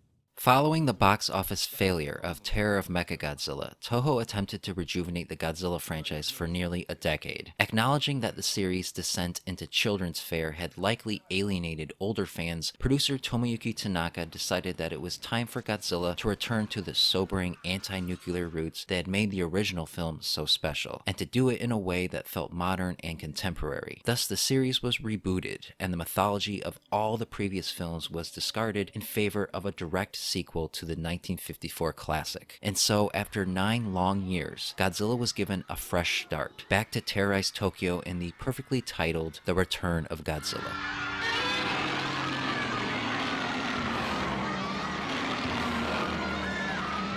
Reporter Goro Maki stumbles upon a deserted fishing ship, the Yahata Maru, with the sole survivor claiming to have seen a giant monster emerging from an erupting volcano. Quickly, it becomes apparent that Godzilla is back, and following the sinking of a Soviet nuclear sub, Japan and the major nations of the world scramble to figure out a way to stop him from coming ashore. Soon after, he does exactly this, and as tensions mount as Godzilla makes his way through Tokyo, the survival of Japan and the human race at large is left hanging in the balance.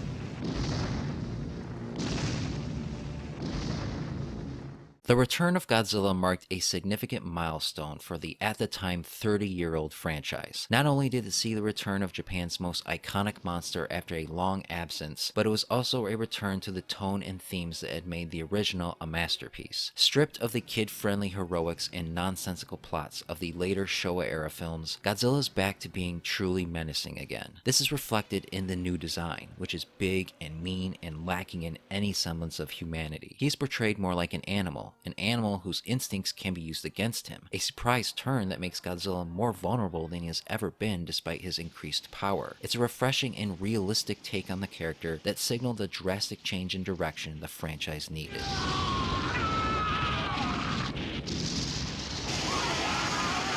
This change in direction is further reflected in the tone. The Return of Godzilla is arguably an even darker film than the original. An eerie, somber, melancholic atmosphere permeates throughout, and the film isn't afraid to rely on grotesque and ghoulish imagery to set the mood, which is enhanced by a soundtrack that is both beautiful and bombastic. In contrast to the vast majority of the prior films, it tries to be as realistic as possible, showing glimpses into the consequences of Godzilla's existence on everything from international politics to the little people he crushes along the way. This is a complicated way of saying that this film feels epic in a way most of the previous films never did.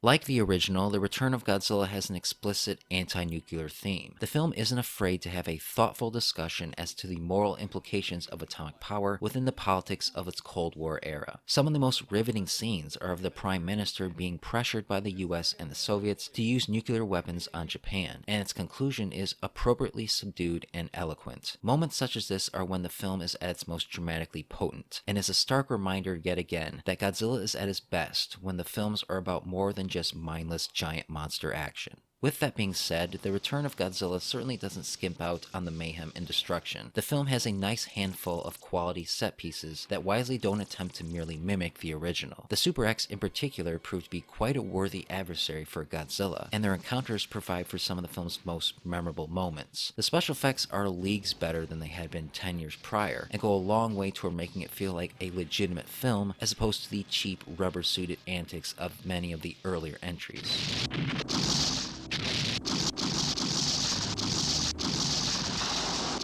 For as thematically powerful as The Return of Godzilla is, however, it does suffer from some major blemishes. The film is quite sloppily edited in places, and there are some special effects shots that haven't aged very well. Mostly, though, it suffers from a lack of compelling characters. The 3 young leads, played by Ken Tanaka, Yasuko Sawaguchi, and Shin Takuma respectively, fail to leave a lasting impression, with the love story between Goro and Naoko being particularly trite and uninteresting. Professor Hayashida, played by the almost unrecognizable Yasuke Natsuki, fares much better, voicing much of the film's underlying philosophy. The best character, though, is Prime Minister Mitamura, played brilliantly by Kenju Kobayashi. With few words, he is able to convey the immense pain and frustration of a man forced into an insurmountable situation, providing the film its emotion and heart.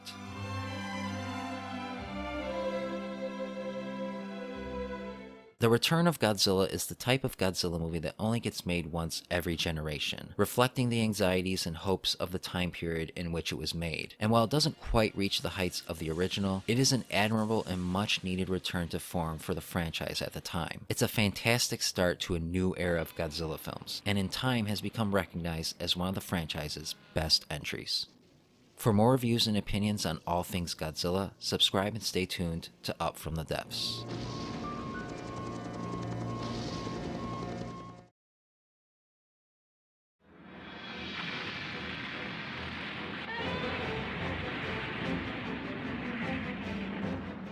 Despite successfully rebooting the franchise with The Return of Godzilla, the film didn't perform as strongly as the studio had hoped. Unsure of what direction to take this new Godzilla series, Toho ended up having a contest where the public could submit their own story ideas. The finalist ended up being a dentist named Shinichiro Kobayashi, whose incorporation of themes regarding biotechnology and genetic engineering caught the attention of director Kazuki Omori. The resulting film is Godzilla vs. Biollante, a film that set the stage for the rest of the Heisei era in all the right ways.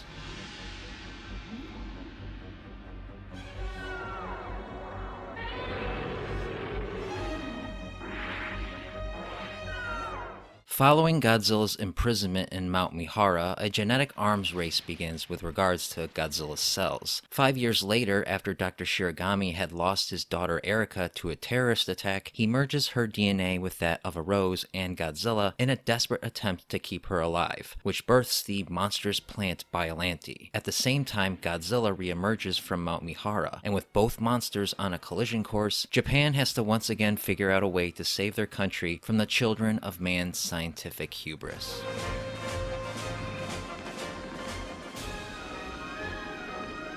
Godzilla vs. Biollante is one of the most fascinating entries in the Godzilla series. While a natural progression of the tone and style established in the prior film, it is also wholly different than any other film that came before it. The story is more complex, involving numerous plots and subplots. The cast is larger, involving many characters and organizations, and the scope is more expansive, taking place on a global stage concerning multiple nations. It's a complicated, fast-paced story, at least more so than most Godzilla films, and it's told in a way that keeps you engaged all the way through.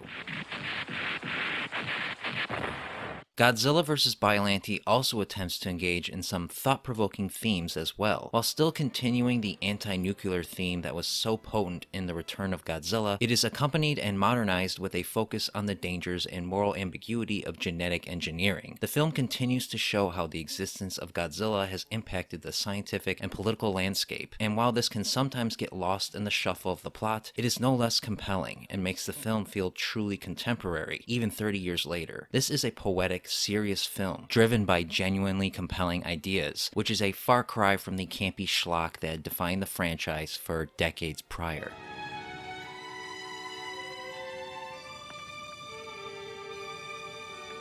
Each character brings a welcomed point of view to the story that adds to its breadth and scope. Dr. Shiragami, played by Koji Takahashi, brings a stoic sympathy to the well-meaning but ill-fated scientist, while Kunihiko Mitamura as Kazuhiko Kirishima plays his moral opposite, questioning the role of science in the modern age of politics. Masanobu Takashima is great as Kuroki, a young major who is burdened with stopping Godzilla, and who makes up for his inexperience with quick thinking and gut instinct. Toru Minegishi as Colonel Goro Gondo is another great character, who brings a sarcastic, lighthearted wit that lightens the story and makes him inherently likable. And of course, we can't forget Megumi Odaka as the psychic Miki Sagusa, who plays a small but important role here that will continue to expand as the series goes on.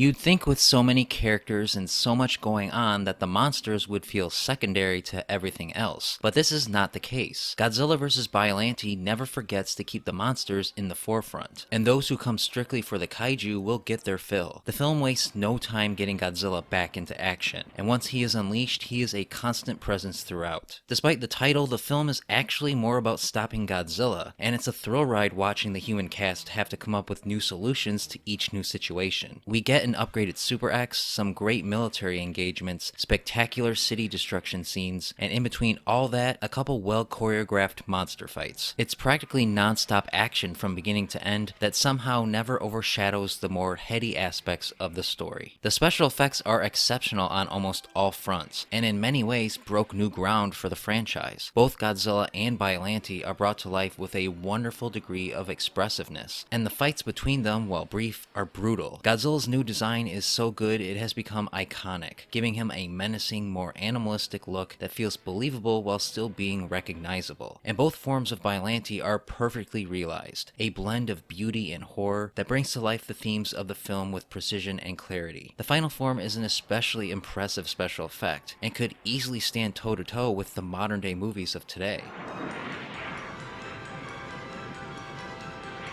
Unfortunately, all the good stuff makes the negatives shine all the more. Its attempt to be earnest and serious is often undercut by terrible English-speaking actors. They are so bad they take you out of the experience, and since the film is heavily political, they unfortunately have a lot of screen time. The music by Koichi Sugiyama is also a mixed bag, with some tracks being appropriately somber and beautiful, and others over the top and cheesy that clashes with the tone of the film.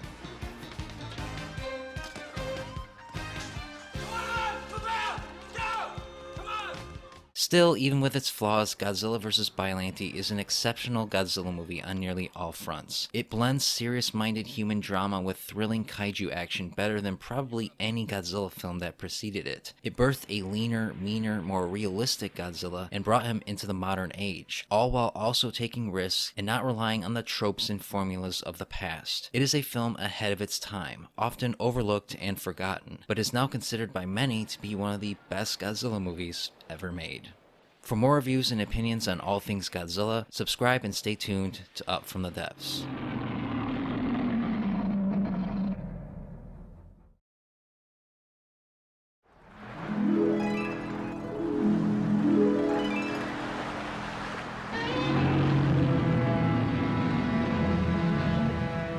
After Godzilla vs. Biollante failed to draw audiences, Toho was left wondering how to make the franchise more appealing to a wider audience while still continuing with the current, more serious approach that was quickly defining this new era. To accomplish this, it was decided it was time to bring back one of the classic monsters from Godzilla's pantheon of foes, and after some consideration, eventually the studio settled on one of the most popular and recognizable of them all, King Ghidorah. And so for the first time since 1972, Godzilla and Ghidorah were given a rematch, this time under very different circumstances, in the delightfully bonkers Godzilla vs. King Ghidorah.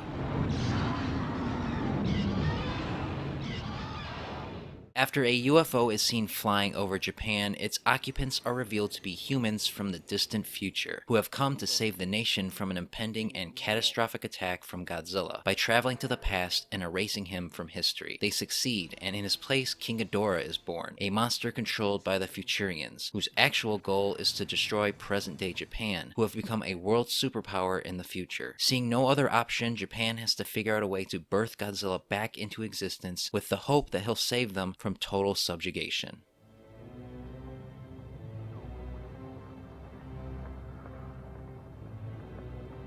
After the more grounded approach of the previous two entries in the Heisei Era, Godzilla vs. King Ghidorah sees the series take a sharp turn towards the more fantastical concepts that had defined the Showa Era. Time travel, dinosaurs fighting in World War II, and roller skating robots are just some of the ridiculous things you can expect to see, and it's all crammed into a really engaging science fiction plot that continues to take Godzilla seriously while still embracing the franchise's inherent cheesiness. And this combination makes for an immensely entertaining thrill ride of a movie with enough twists and turns that you'll never stop wondering what happens next.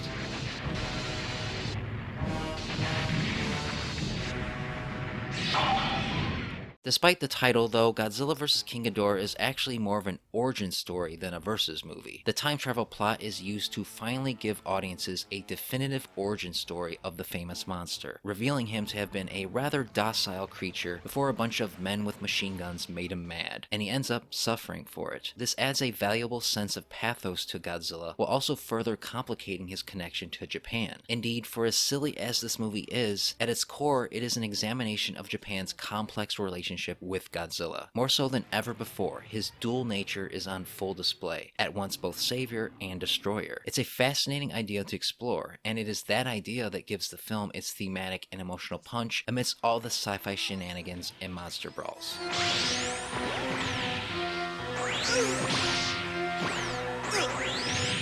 It helps that the film also has a sizable cast of above-average characters who keep you invested in the story. Megumi Odaka is given a lot more to do this time as Miki Sakusa, and Kasuke Toyohara as Terasawa is a charismatic and likable leading man. Anna Nakagawa is very charming as Emi, a Japanese woman from the future, torn between her mission and her affection for her homeland. Perhaps the most iconic character, though, is the android M11, played by American actor Robert Scott Field, whose distinctive look and physicality makes him very memorable. memorable. There are also some notable familiar faces, the most significant being Yoshio Tsuchiya as Shindo, a businessman who is saved by Godzilla in World War II and views him as a savior. It's a welcomed return from one of the Showa era's most memorable actors, and he gets to shine in one of the film's most powerful moments.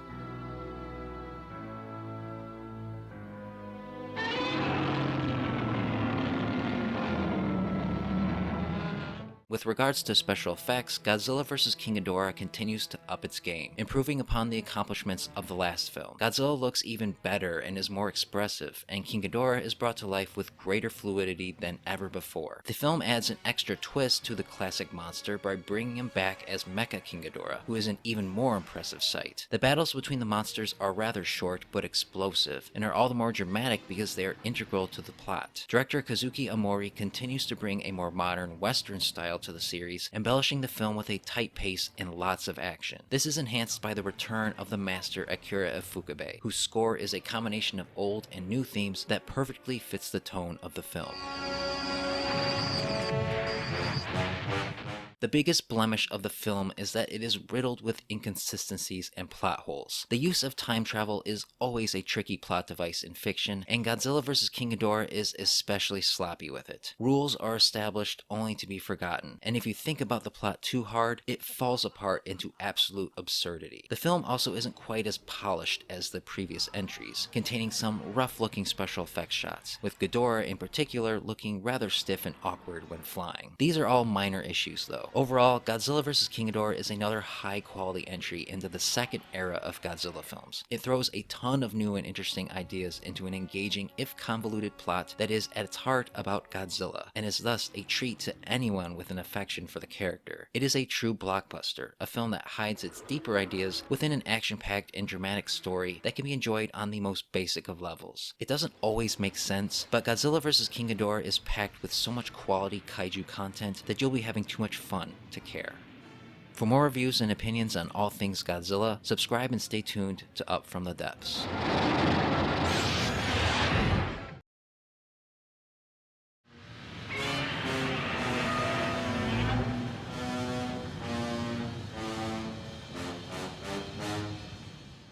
With Godzilla vs. King Ghidorah performing well at the Japanese box office, Toho looked to capitalize on its success, and was originally planning to bring Ghidorah back in a direct sequel. However, upon discovering that Mothra was more popular, particularly with women, it was decided to dust off a previously shelved Mothra script and rewrite it as a Godzilla movie. And so a year later, Mothra returned to the big screen for the first time in 25 years, new and upgraded, ready to face Godzilla once again in Godzilla vs. Mothra.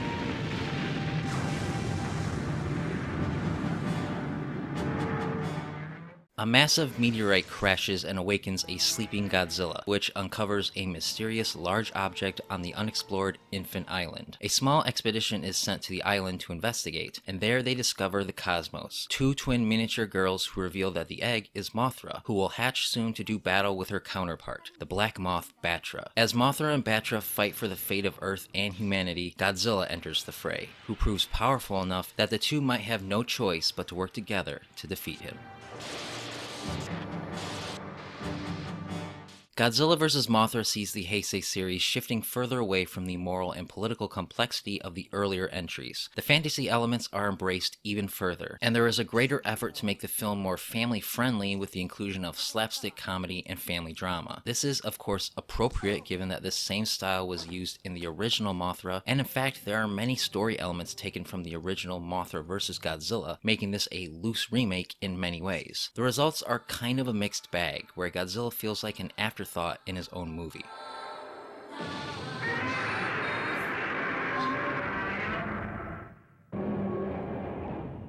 While directed by newcomer to the franchise Takao Okamura, it is once again written by Kazuki Omori, who pumps the story up with a pro-environmentalism message. This is not surprising, as environmental themes have always been inherent to the Godzilla franchise, but here it is particularly heavy-handed, lacking the sort of nuance that had made the earlier Heisei films so strong. Instead of letting the action and the plot support the thematic undercurrents, they are stated outright, making the film feel preachy, which sucks much of the drama out of what is actually a very interesting story that works better on a conceptual level than in execution. The characters reflect this, with most of them being mouthpieces meant to spout the film's obvious themes. The two best characters are the two leads, Takuya and Masako, divorcees forced to explore Infant Island together. The actors Tetsuya Besso and Satomi Kobayashi have good chemistry, and watching their relationship develop from antagonistic to reconciliation is one of the film's highlights. Megumi Odaka is back again as Miki Sakusa, but here she is given nothing to do but stand around and watch as the movie plays out on screen with all the other characters. Akira Takarada makes a welcomed return, though he is also given little to do. Though not twins, Keiko Imamura and Sayaka Osawa do an admirable job replacing the original Yumi and Emi Ito as Mothra's twin fairies. They have lovely voices, and their modern renditions of the classic Mothra songs are memorable in their own right.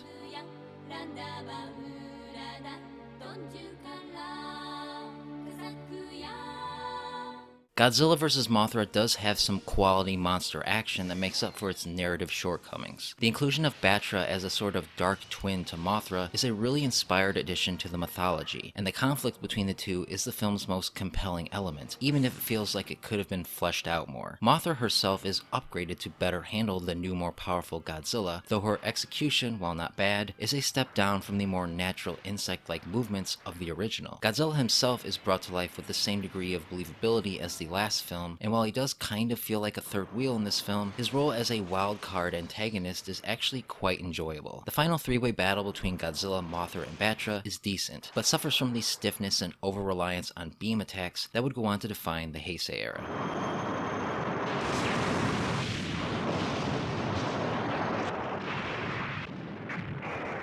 Godzilla vs. Mothra benefits from solid direction and a fast pace that never leaves you bored. The film is clearly influenced by Western cinema, particularly Indiana Jones, which isn't exactly original, but does give the first act an adventurous tone that is appropriate to the material. It is also enhanced by another fantastic score by Akira Ifukube, who once again brings back classic themes while also introducing new ones. His theme for Batra in particular is a standout, a hard and threatening contrast to Mothra's soft, ethereal theme. It's really hard not to get sucked into the drama when it's accompanied by such beautiful music.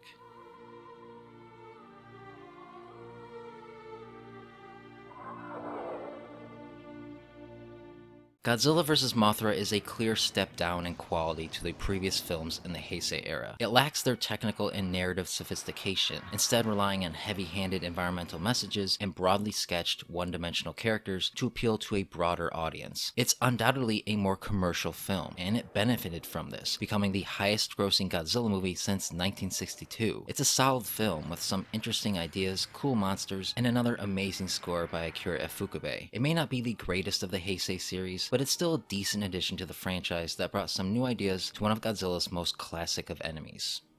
For more reviews and opinions on all things Godzilla, subscribe and stay tuned to Up From the Depths.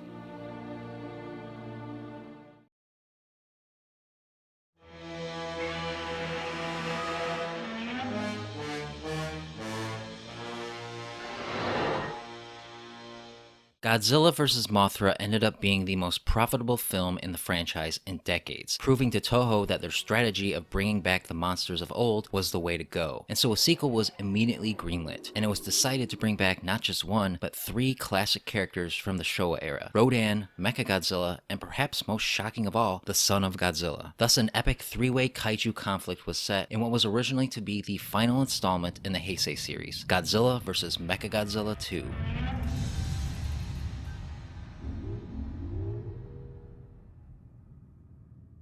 Through reverse engineering the remains of Mecha King Ghidorah, mankind manages to finally create a weapon capable of killing the mighty Godzilla. Dubbed Mechagodzilla, its mission is to rid the world of the King of the Monsters for good. At the same time, an expedition to Adenoa Island discovers a massive egg, guarded by a monstrous pteranodon named Rodan. They take it back to Japan, and while being studied, the egg hatches, revealing a baby Godzillasaurus. As both Godzilla and Rodan converge to claim the baby as their own, Mechagodzilla is sent to intervene, setting the stage for the ultimate battle between the forces of nature and the technological power of man.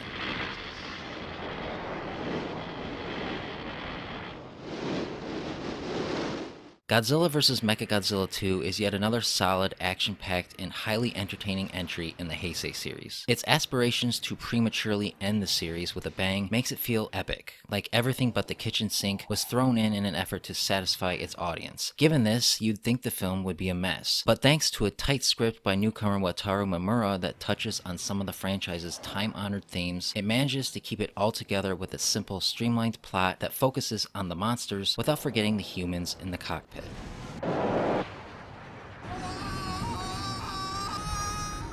Indeed, Godzilla vs. Mechagodzilla II's greatest strength is the monsters. The film plays with the pathos of the kaiju better than perhaps most of the films that preceded it. Mechagodzilla is no longer the tool of a bunch of comic book villains from outer space, reimagined instead as a tool of man, a change that adds real tension to its battles with Godzilla. This, along with the rivalry between Godzilla and Rodan, creates high-stakes monster drama that is sure to grip those who love these characters. Rodan's new look is sleek and natural, a vast improvement over the rather dopey look of the Showa era. And Mechagodzilla, while not quite as menacing looking as the original, is a great redesign that reflects the new era. Godzilla is just as good as ever, and suit actor Kenpachiro Satsuma adds extra layers of character to him that makes you feel for the monster. The biggest surprise of all, though, is Baby Godzilla, who, unlike Minya, manages to actually look like the son of Godzilla, while still remaining adorable. He is the heart of the film, and you'd have to be a cold-hearted cynic not to feel for the little guy.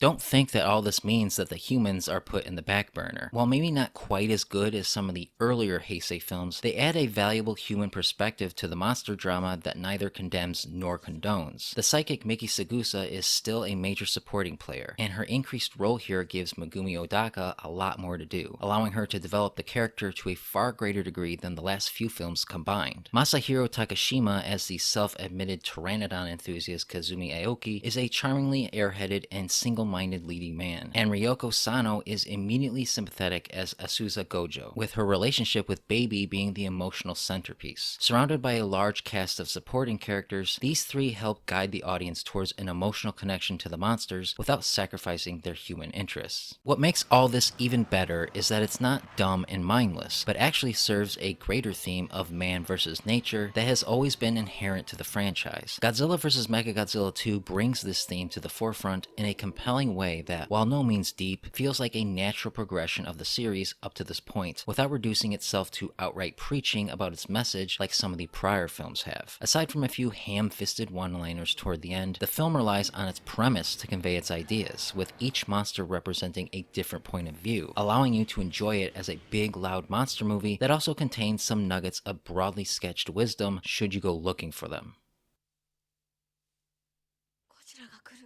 On top of all this Godzilla goodness is an incredible new score by Akira Ifukube. The master outdoes himself here, creating themes that perfectly represent each monster. His upgraded theme for Rodan reflects this new and improved version of the monster, and his soft and sympathetic melody for Baby is enough to tug at your heartstrings. Most notable, though, is his theme for Mechagodzilla, which instantly conveys the astonishing threat and power of the weapon better than any that has come before or has come since. Simply put, it's a masterpiece.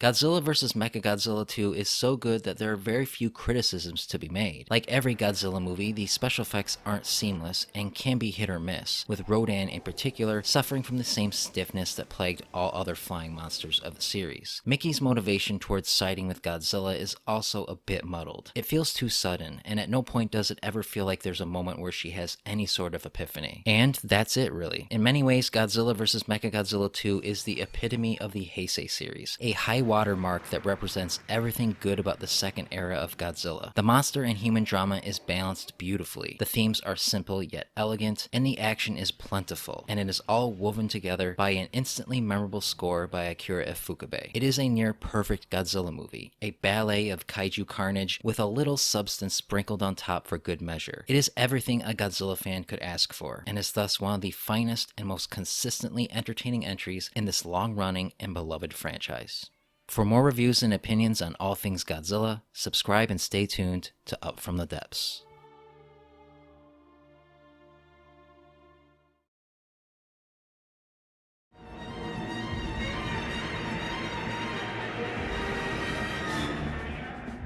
Despite initially planning to end the Heisei Godzilla series with Godzilla vs. Mechagodzilla II, the film proved profitable enough to convince Toho to keep it going for a little while longer. Running out of ideas, they dusted off a concept that had originated in the late 70s but never saw the light of day, which had Godzilla facing off against an evil twin of himself that comes from outer space. It was also decided to include one of Toho's more obscure creations from the even more distant past to mix it up even more. And so 1994 saw the release of Godzilla vs. SpaceGodzilla in Japan, a film that, while entertaining, feels like it's going through the motions.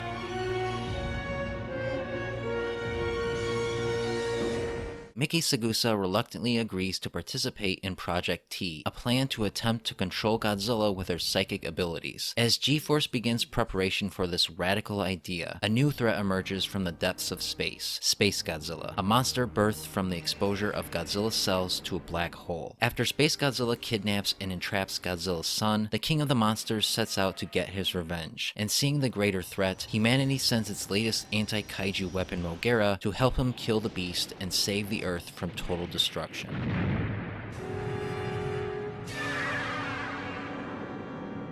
If Godzilla vs. Mechagodzilla II represents everything that is great about the Heisei era, then perhaps it could be argued that Godzilla vs. SpaceGodzilla represents everything wrong with it. Creatively, it feels like it's running out of steam, relying on the past instead of coming up with anything original. Once again, Japan comes up with a plan to stop Godzilla, and once again a mech is created to accomplish this, and once again the villain is some variation of Godzilla. This isn't to say that the film is creatively bankrupt, as it does have some compelling ideas, but as a whole it feels rather uninspired and cheap, doing little to advance the overall story and mythology of the series despite its reliance on it. NASA wasn't able to come up with an explanation for what happened here. We can only speculate that it's some sort of huge monster. Godzilla vs. SpaceGodzilla has a notably different style to it that further differentiates it from the other films in the series. Any semblance of realism is now gone, replaced by a more family-friendly, lighthearted tone accompanying a story centered around human drama and relationships. New director to the franchise Kensho Yamashita plays with romance and concepts of love, though it is all fairly shallow and doesn't quite resonate because the film fails to adequately balance it with the monster action you come to expect. Still, this change in tone can be appreciated with the right mindset and makes for a more unique film despite everything else around it being quite conventional. The human characters are actually pretty good, and are elevated by their connections to the past. After being relegated to a supporting character for 4 films, Miki Sagusa is finally the lead here, and Megumi Odaka is more comfortable in the role as ever, playing the one person who sees Godzilla as more than just a monster. Jun Hashizumi brings a quiet charisma to Koji Shinjo, a member of G-Force who begins to fall in love with Miki as he begins to see things from her point of view, while Zenkichi Yoneyama gets to have fun playing his more laid-back partner, Kiyoshi Sato. The standout character is Yuki, played by Akira Emoto, an older member of G-Force with a grudge against Godzilla for killing his best friend. Revenge plots are nothing new to the Godzilla series, but Akira's performance brings a freshness to the trope that makes you like him, and his story arc is one of the more satisfying of the series. For the first and only time in the Heisei series, Godzilla is depicted as the unequivocal hero of the film. While the series has always shown the king of the monsters in a somewhat sympathetic light, here he is a victim, a father, and a misunderstood creature who we humans can't seem to leave alone, constantly attempting to either destroy or control him. Suit actor Kenpachiro Setsuma continues to bring new levels of character to him without anthropomorphizing him, and the depiction of his relationship with the adorable little Godzilla is sweet and tragic, albeit frustratingly brief. For as silly as the concept is, SpaceGodzilla is an undeniably cool monster and makes for a compelling villain, sporting some interesting abilities and a design that is quite inspired and menacing looking. And while Mothra comes off as a significant downgrade from Mechagodzilla, the inclusion of this updated old-school mech is appreciated, and the final 3-way battle where Godzilla and Mothra tag team SpaceGodzilla is the film's highlight.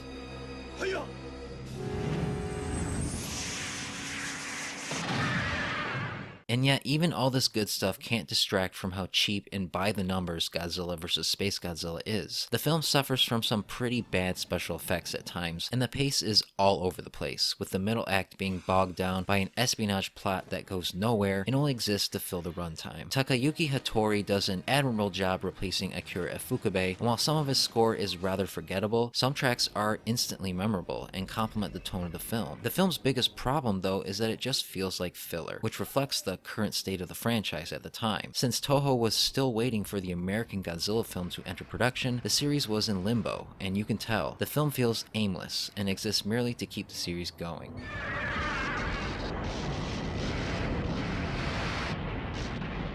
Still, within this framework, Godzilla vs. SpaceGodzilla was able to mine some good material out of the franchise, introducing an interesting new original monster while making Godzilla even more sympathetic, and thus set the stage for the series' true conclusion a year later. It's not the most original Godzilla movie, but its good characters, strategic monster fights, and unique tone make it a very flawed but worthy addition to the franchise. For more reviews and opinions on all things Godzilla, subscribe and stay tuned to Up From the Depths.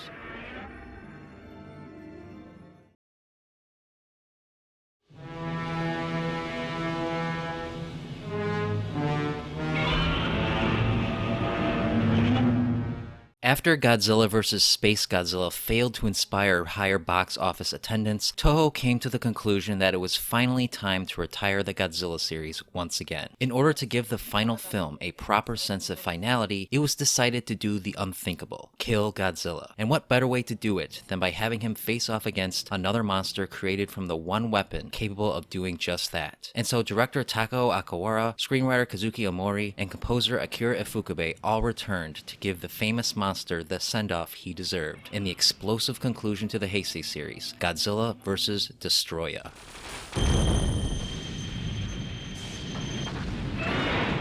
Following the destruction of Birth Island, a burning Godzilla goes on a rampage in Hong Kong, while his son remains missing. Concluding that his heart is suffering from a nuclear meltdown, G-Force rushes to find a way to stop it before the entire planet is destroyed. Meanwhile, a scientist working with micro-oxygen discovers that a colony of constantly evolving Precambrian crustaceans has been mutated by the detonation of the oxygen destroyer 40 years earlier. Dubbed Destoroyah, this powerful new monster terrorizes Japan, and with Godzilla Jr. reappearing as well, humanity can only stand by and watch as these various global threats collide in a battle that will decide the fate of their existence.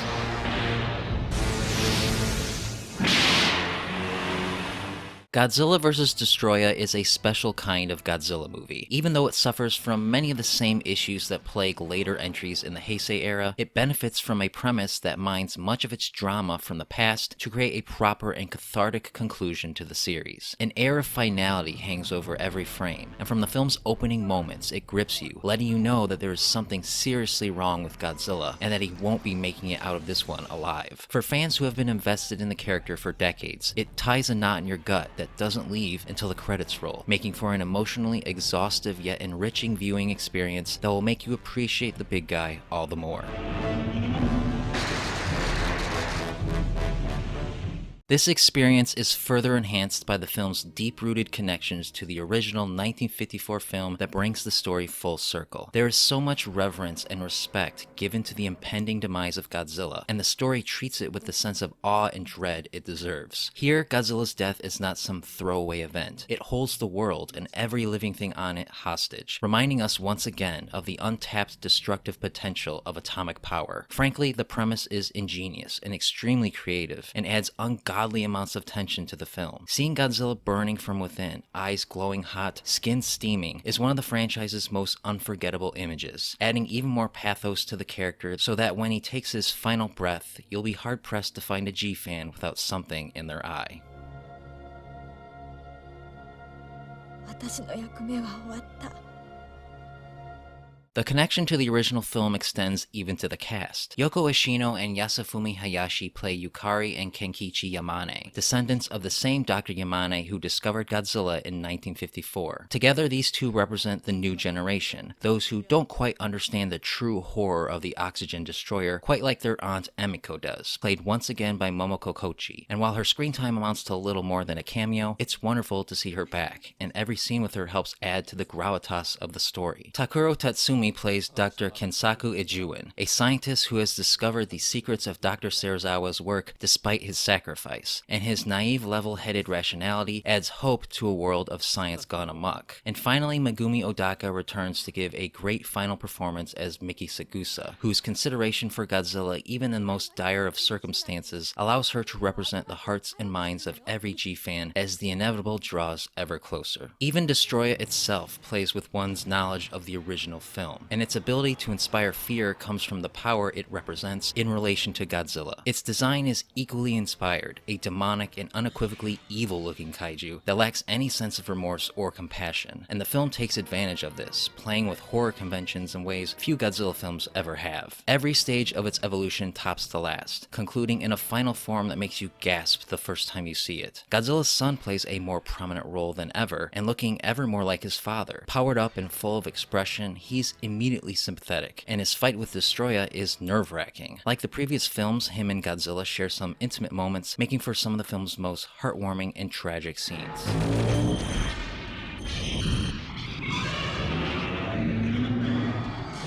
Godzilla vs. Destoroyah also benefits from Akira Ifugube's music, who returns to give Godzilla his voice for the final time. His new theme for Godzilla is both powerful and poignant, and his Destoroyah theme, bombastic and unrelenting, conveys the unholy destructive wickedness he represents perfectly. And his score that accompanies Godzilla's death is yet another masterpiece that makes you feel the loss of this beloved and complex creature.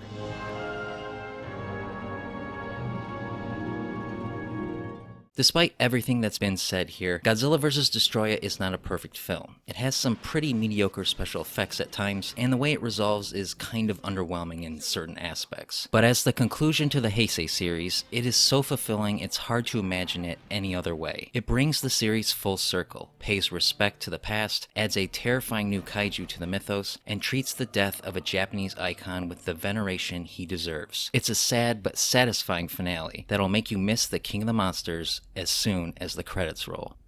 For more reviews and opinions on all things Godzilla, subscribe and stay tuned to Up From the Depths.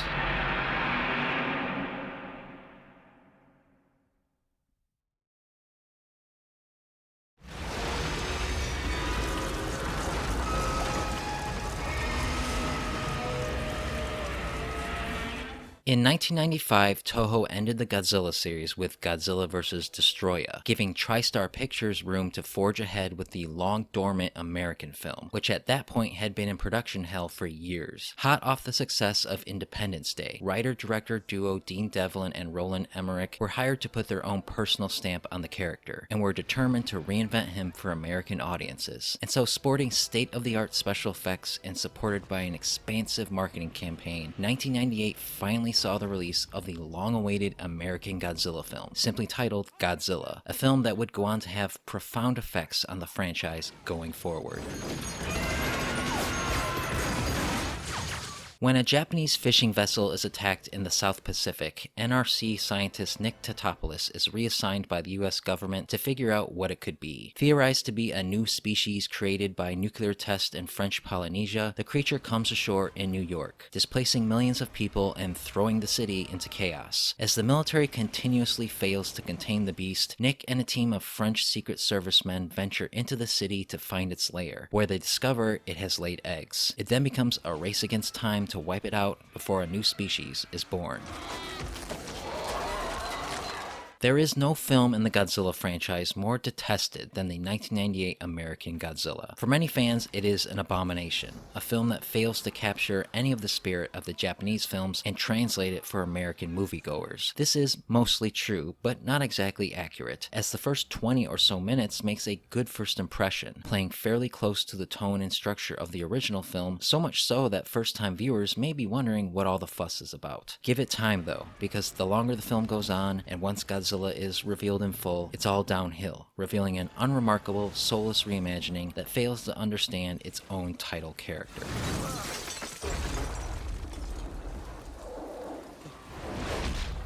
Indeed, Godzilla's biggest failing is Godzilla itself. Stripped of the personality, abilities, and thematic power that define the original, here he is nothing more than an animal, an innocent, overgrown critter who's come to New York to nest. While the creature does elicit sympathy, it has none of the charm or character that made him popular in the first place. This effect is multiplied 1,000-fold by a design that, while interesting in its own right, strays too far from the traditional look to be comfortable calling Godzilla. It's a shame, because in another movie, this monster would excel, but here it merely calls attention to itself. Maybe we can get in the greengrocer's hospital. It doesn't help that Godzilla 98 is bogged down with a rather dull and plodding script that fails to excel in the most basics of the genre. Those looking to scratch their itch for action and destruction won't find it here, with the exception being Godzilla's first arrival, a decently shot set piece that uses perspective to keep the monster hidden. Aside from this, it's lots of running and hiding from helicopters, which gets old fast. The story grinds to a screeching halt in the third act, when Godzilla is pushed aside for an extended action beat involving hundreds of velociraptor-like baby Godzillas. It's far too reminiscent of Jurassic Park, to the point where one could easily forget you're watching a kaiju movie. The characters are mostly fine, and to give the film credit, all fit into the traditional types you'd find in the Japanese films. The scientist, the reporter, the military man, they're all here. Despite fitting the dweeby nerd stereotype on paper, Matthew Broderick feels somewhat miscast as Nick Tatopoulos, while Maria Patillo is just the opposite as Audrey Timmons, whose wide-eyed, naive manner fits the characters so perfectly it's almost unbearable. Hank Azaria is likable enough as Animal, a cameraman with more courage than Zilla itself. And finally, there's Jean Reno as Philippe Roche, who is easily the best and most charming character. Surrounding these four is an enormous cast of supporting players, some of which are actually fairly good, while others are insulting and grate on your nerves. Back off, Jane. The special effects of Godzilla 98 are a mixed bag, and have not aged well. While some shots of Godzilla look great when shrouded in rain and fog, others don't, sporting a weightless, glossy look that screams fake far more than a man in a suit does. Aside from that though, all of the miniature work and practical effects look fantastic. It makes you appreciate the kind of stunt performing that was involved that isn't as common in Hollywood filmmaking today. The score by David Arnold is also pretty good, if not a bit generic. It's both mysterious and awe-inspiring when appropriate, and thus does a lot of the dramatic heavy lifting. This is good for the film, because on its own, it can't seem to stick to a given tone. While taking itself seriously, it's undermined by goofy one-liners and poorly timed jokes that robs it of any dramatic tension or suspense. That's a lot of fish. Despite all of its problems, Godzilla 98 can be enjoyed if you cast aside any notions of it being a Godzilla movie. Viewed as a generic American monster movie, there are things to like about it. The monster is cool, some of the action is good, and the first act is legitimately atmospheric. However, the film is terribly paced, and most of the action scenes with the monster fail to be as creative as even the worst or cheapest Godzilla movie. While not the abomination it is often labeled as an adaptation meant to introduce the character to mainstream Western audiences, it's a huge misstep, a dark and arguably necessary chapter in the Godzilla franchise that is more fascinating than the movie itself. For more reviews and opinions on all things Godzilla, subscribe and stay tuned to Up From the Depths.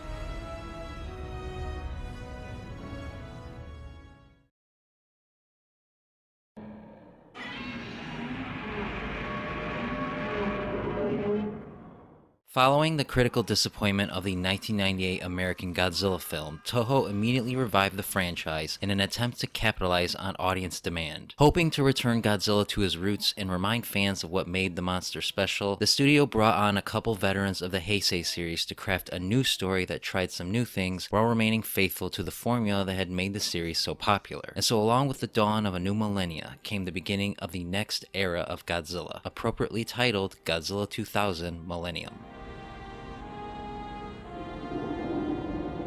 With Godzilla a constant threat to Japan, the Godzilla Prediction Network, an independent organization run by Yuji Shinoda and his precocious daughter Io, exists to study and contain the destruction in his wake. On the opposite end is Crisis Control Intelligence, an agency run by Shinoda's rival Mitsuo Katagiri that seeks to kill Godzilla at all cost. As Godzilla seeks sources of power in Japan, CCI uncovers a massive meteorite deep in the ocean, which springs to life, revealing itself to be a vessel from outer space. The UFO begins showing unusual interest in Godzilla's DNA, leaving Shinoda and the others to uncover the mystery of its intentions, while the King of the Monsters takes the fight to this unusual life form.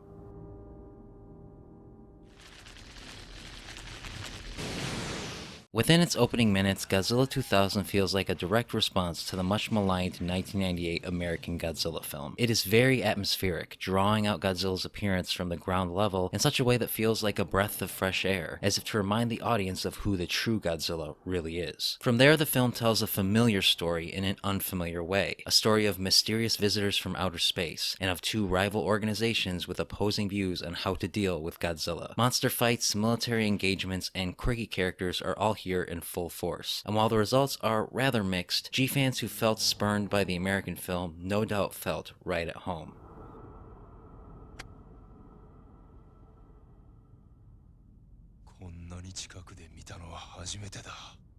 Indeed, Godzilla 2000 is the equivalent of a warm blanket, a film that does everything just right enough so as to satisfy fans without truly excelling or being especially memorable. In many ways, it feels like a contradiction, a film that takes a lot of risks while also sticking to formula. It's admirable in some areas, implementing new storytelling and special effects techniques that weren't possible even just a few years earlier, but oftentimes it bites off more than it can chew, displaying obvious technical and narrative flaws that makes for a pretty rough viewing experience.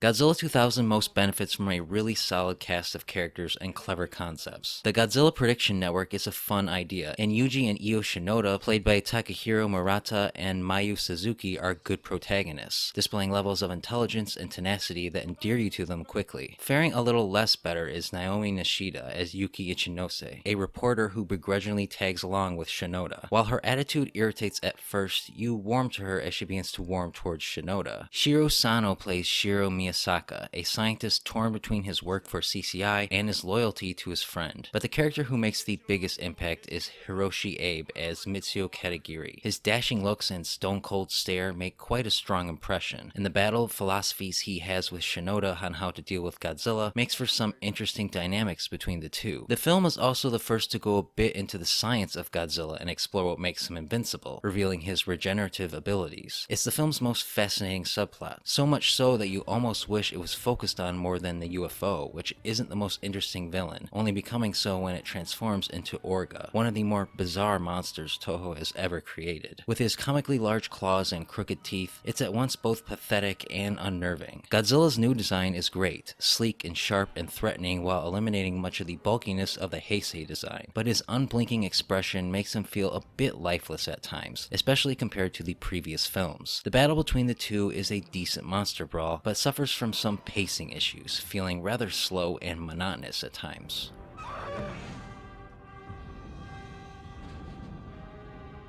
On the technical side of things, Godzilla 2000 is also a mixed bag. In an attempt to be more modern, the filmmakers experimented with some new special effects techniques, and the results vary. The film makes extensive use of CGI and green screen, and most of it is terrible and poorly implemented, which is in stark contrast to the traditional suitmation and model work, nearly all of which is exceptional. Takayuki Hattori lends his musical talents once again, and like his work on SpaceGodzilla, his score complements the human drama well while being a bit bland on the action front.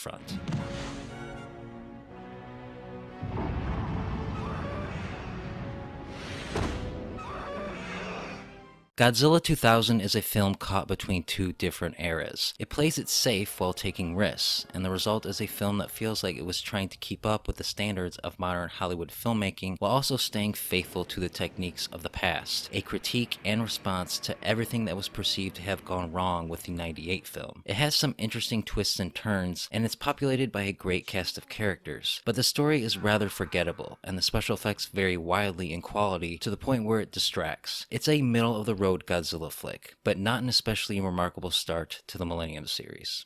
For more reviews and opinions on all things Godzilla, subscribe and stay tuned to Up From the Depths.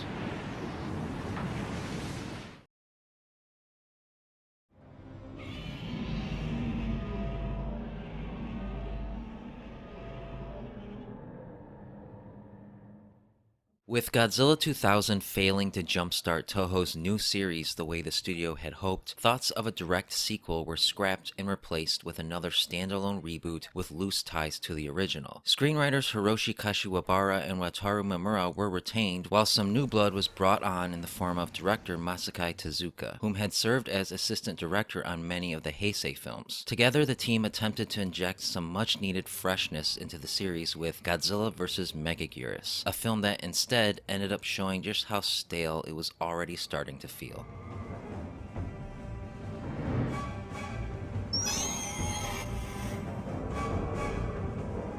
Following a series of economy-crippling attacks by Godzilla, Japan creates an extreme new weapon to eliminate the monster for good, the Dimension Tide, a device capable of firing a miniature black hole with the hope of imprisoning him forever. However, the use of the weapon has unforeseen consequences in the form of the Megalon, highly aggressive prehistoric dragonflies, which have been mutated and are now multiplying at a rapid rate. While the swarms of Meganula seek out Godzilla as an energy source for the Queen Megaguirus, the Dimension Tide proves to be Japan's last and only hope for eliminating both threats in one shot.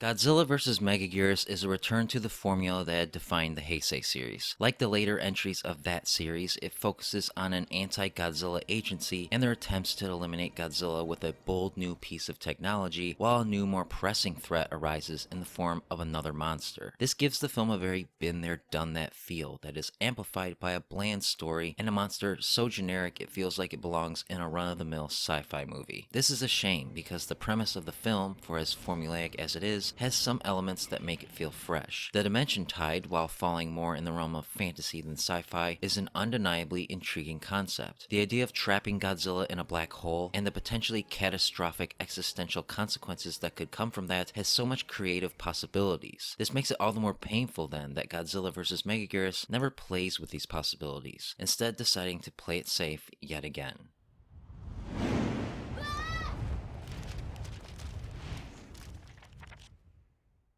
The characters reflect this, and are all one-dimensional, falling into the same tropes the franchise has been privy to time and time again. Misato Tanaka plays Major Kiriko Sugimori, captain of the G-Grasper team with a grudge against Godzilla for killing her commander. Her thirst for revenge feels shallow, and thus doesn't quite engage, though Tanaka does a good job with what she's given. Shosuke Tanihara is likable as Hajime Kudo, but he also isn't given enough to work with beyond being the self-taught nerdy inventor with low ambitions brought into extraordinary circumstances. Series veteran Yoriko Hoshi returns to play Professor Yoshino Yoshizawa, and unfortunately her talents are mostly underutilized, though it is no less great to see her back. And finally there is Masato Ibu as Motohiko Sugiura, the anti-G team director with a dark secret. He also plays the type as the corrupt authority figure, but Ibu does give him a little nuance. There's also a kid, Jun, played by Hiroyuki Suzuki, who is the first to stumble upon the Meganulon threat. While he has a large presence in the first act, he disappears from the rest of the movie, leaving you to wonder why the character was included to begin with.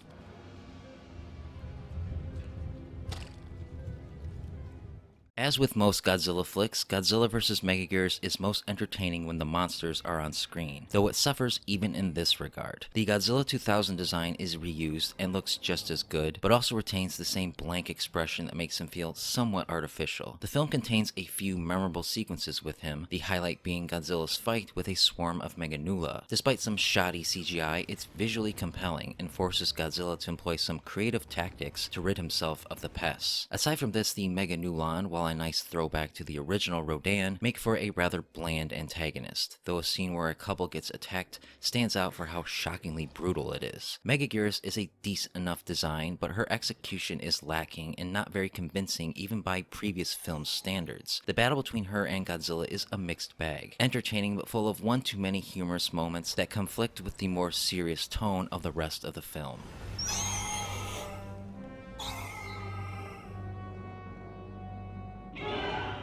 The special effects are about on par with the previous film, though suffers in some ways thanks to a reduced budget. Model work is convincing during wide shots, but close-ups do them no favors. The CGI also fares no better, though is less jarring this time around. Where Godzilla vs. Megaguirus does truly excel though is the soundtrack. While new to the franchise, the score by Michiru Oshima is easily the best thing about the movie, and her Godzilla theme is a worthy successor to Ifukube. It commands your attention, big and brassy in an instantly memorable way that thoroughly conveys the destructive force Godzilla represents. Like all good music, it sticks in your mind long after the end credits have rolled.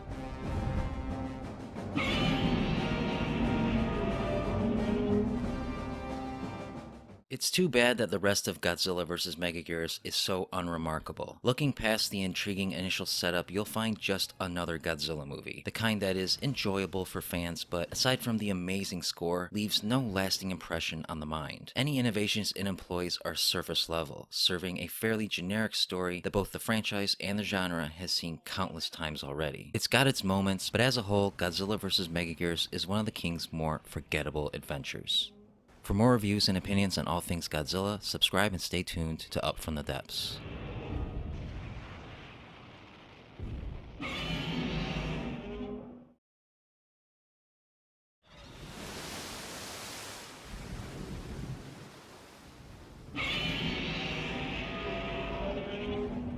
Godzilla vs. Megaguirus was a box office bomb for Toho, forcing the studio to go back to the drawing board once again. Desperate for a hit, they turned to the man who had successfully resurrected Gamera in the 90s, Shusuke Kaneko, who had also had his sights set on directing a Godzilla movie for many years. Determined to add his own spin to the time-worn franchise, Kaneko altered the origins of many of the classic monsters and threw them into a story steeped in mysticism and magic. The resulting film is Godzilla, Mothra, and King Ghidorah, Giant Monsters All-Out Attack, which, despite the obnoxious title, is one of the most thoughtful, action-packed, and visually stunning Godzilla movies ever made.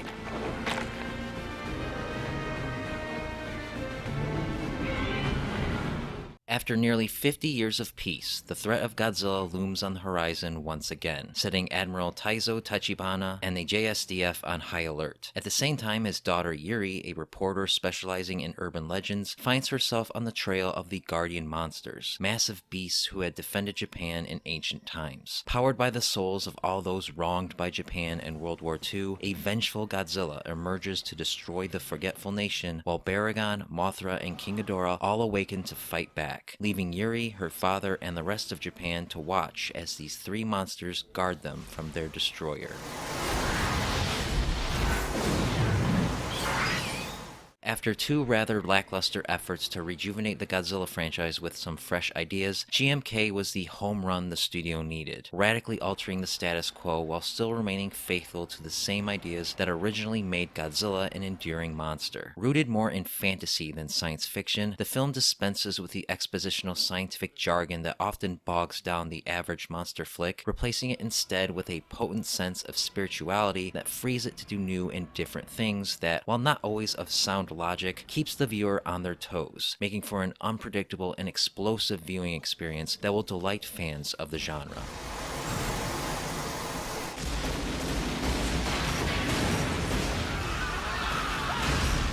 For the first time in decades, Godzilla is pure evil, vengeance possessed, the manifestation of the pain and suffering the Japanese inflicted on others during World War II, a pain that the film points out younger generations are beginning to forget. The film condemns this growing apathy, showing no mercy to those in Godzilla's path, and in fact goes out of its way to show the human cost of the destruction he leaves in his wake. Much like the original, he is the harbinger of Japan's destruction, and thus does not care whether you are innocent or not. This return to Godzilla's roots is reflected in the design, which also harkens back to the original but differs in ways that reflects this film's more spiritual approach. Dead-eyed and burly, this Godzilla is an unstoppable juggernaut, annihilating his enemies in moments of visual flair unseen unto this point. It's one of the most riveting portrayals of the King of the Monsters ever committed to film.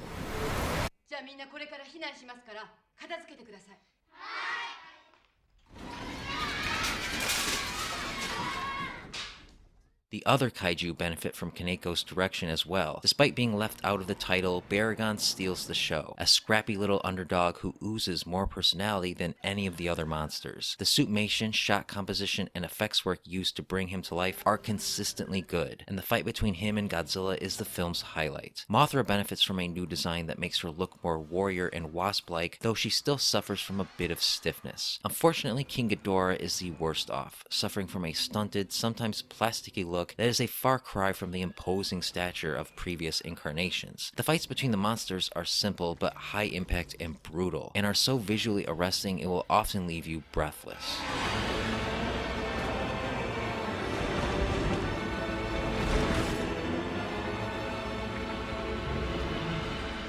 On the human side, GMK is refreshingly simple, divided between two points of view, the reporter Yuri Tachibana and her father Admiral Taizo. This allows the film to remain focused and move at a brisk, tight pace, and both characters are given adequate amounts of development so that the audience actually cares about them. Chihiro Niyama plays Yuri with a confident but foolhardy tenaciousness, and Ryudo Yuzaki as Taizo balances that with level-headed determination and fatherly warmth. Bolstered by a good cast of supporting characters, together, these two give the film its human heart despite not sharing much screen time, making it easy to get invested in the story even when the monsters aren't on screen.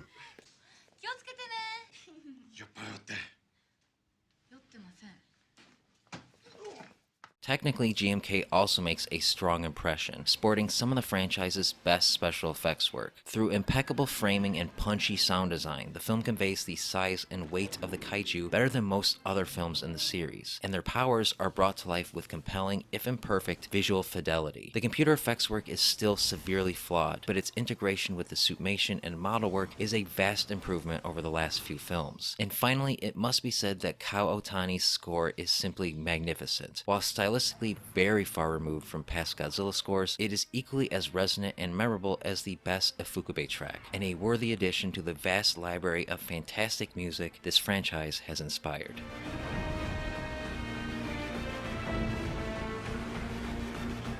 GMK doesn't have many flaws, but its single biggest one is its ending. The way in which Godzilla is defeated, while certainly not conventional, is just plain silly and undermines not only all of the dread and foreboding built up around him, but the sense of realism surrounding the film itself. It lacks consequence and frankly makes no logical sense. Ending aside though, GMK is without a doubt an excellent entry in the Godzilla franchise. The story is refreshingly different, the characters are simple and relatable, the action is pure eye candy, and it sports an instantly iconic incarnation of Godzilla that remains faithful to what he originally represented back when he was conceived in 1954. It is a great introductory Godzilla movie that both hardcore fans and casuals alike can enjoy, and a strong contender for one of the best Godzilla movies ever made.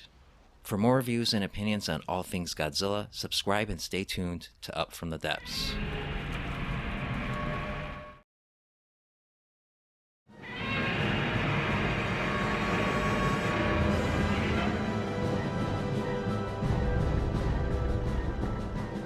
After GMK proved a bit more profitable than its predecessors, Toho set out to reboot once again. This time, however, it was decided to finally establish a continuity with more than just the original Godzilla and forge ahead with a planned trilogy of films, with the hope that this would finally get the franchise onto a steady, profitable track. And so the creative team behind Godzilla vs. Megaguirus, including director Masakai Tezuka, screenwriter Wataru Mimura, and composer Michiru Oshima, were brought back to resurrect Mechagodzilla for the new millennia in Godzilla against Mechagodzilla.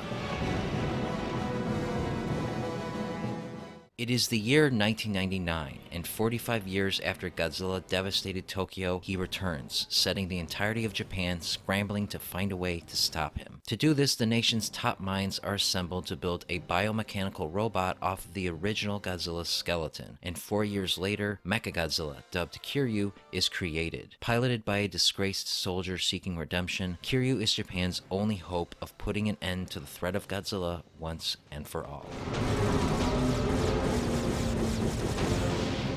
On the surface, Godzilla against Mechagodzilla doesn't have much going for it. Its premise and character archetypes are a near carbon copy of Godzilla vs. Megaguirus, and unlike that film, it can't even claim to have an original monster, instead relying on the more recognizable and popular Mechagodzilla to boost fan interest. What it makes up for in its lack of originality, though, is its execution and some clever twists that make for a breezy and enjoyable, if not somewhat bland, viewing experience. The film's greatest strength is its refreshingly simple premise that adds a new spin to the Mechagodzilla concept. While once again a weapon of mankind, this time there is a logical purpose for it being made in Godzilla's image, which adds a spiritual connection to the two that previous incarnations never capitalized on. Stripped of any potential side plots or crazy developments that might distract from this, Godzilla against Mechagodzilla is the film that utilizes the classic foe in its purest form. The scene where Godzilla's roar triggers Kiryu to turn on its makers is an inspired twist that first-time viewers aren't likely to see coming, becoming one of the film's most spectacular and dramatic moments.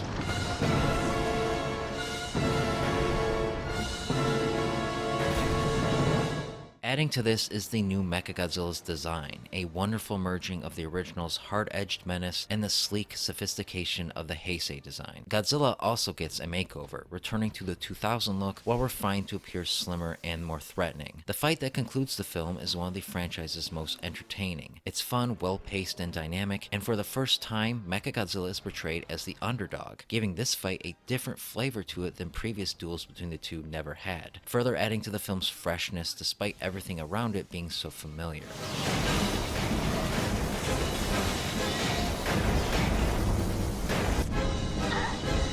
While simple, the characters of Godzilla against Mechagodzilla are elevated by solid performances. Yumiko Shaku is suitably understated as Akane Yashiro, the pilot of Kiryu who desperately wants to make up for a past mistake that got her comrades killed. Unlike Kiriko from Godzilla vs. Megaguirus, her motivations are more nuanced and go beyond revenge, and thus makes for a more interesting character. The lovely Kumi Mizuno makes a welcome extended cameo as Prime Minister Machiko Suge, succeeded later in the film by new Prime Minister Hayato Igashiri, also played by veteran of the franchise Akira Nakao. The standout characters, however, are the scientist Yokomitsu Yahara, played by Shin Takuma, and his daughter Sarah, played by Kana Onodera. The two make for a charming pair, and together give the film an innocent sense of humor and heart.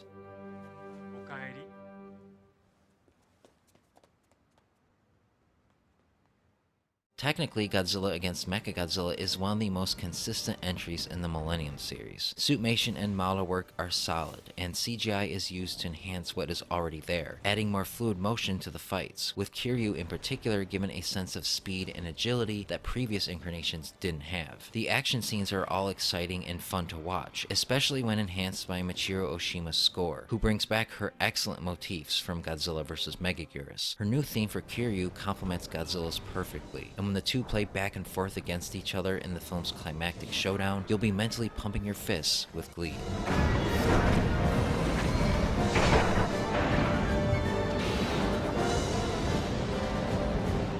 Godzilla against Mechagodzilla is a rather by-the-numbers Godzilla movie, though within that it excels in certain aspects. While lacking in almost any sense of originality, it brings enough new ideas to the table to add just enough freshness that makes it worthwhile. Its simple, albeit formulaic premise and characters make for the type of movie that you can effortlessly sit down and watch and be entertained by at the most basic level. While not the most memorable entry in the franchise, it's a decent monster movie that doesn't overstay its welcome and is supported by some fun fights that will make G-fans feel right at home. For more reviews and opinions on all things Godzilla, subscribe and stay tuned to Up From the Depths.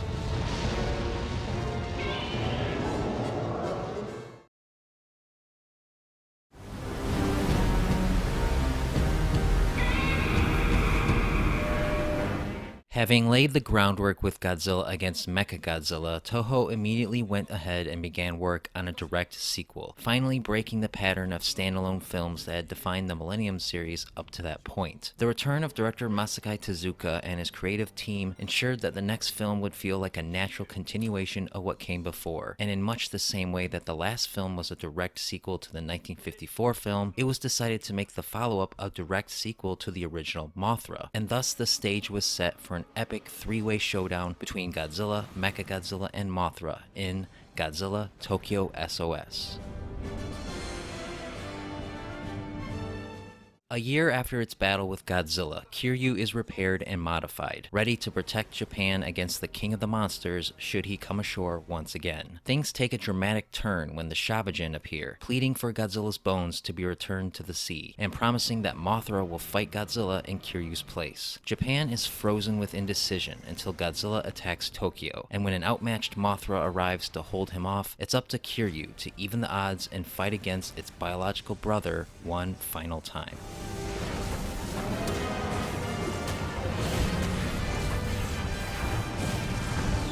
For better or worse, Godzilla Tokyo S.O.S. is a true sequel to Godzilla against Mechagodzilla, carrying on everything that made that film work while retaining the same recipe that keeps it from excelling. This is as straightforward a Godzilla movie as they come, with focus on fast-paced action and spectacle, and a bare-bones plot and characters to hold it all together. And while this certainly makes for some thrilling monster brawls, it feels a bit derivative, a feeling that's amplified by a weak story that exists merely to showcase the special effects.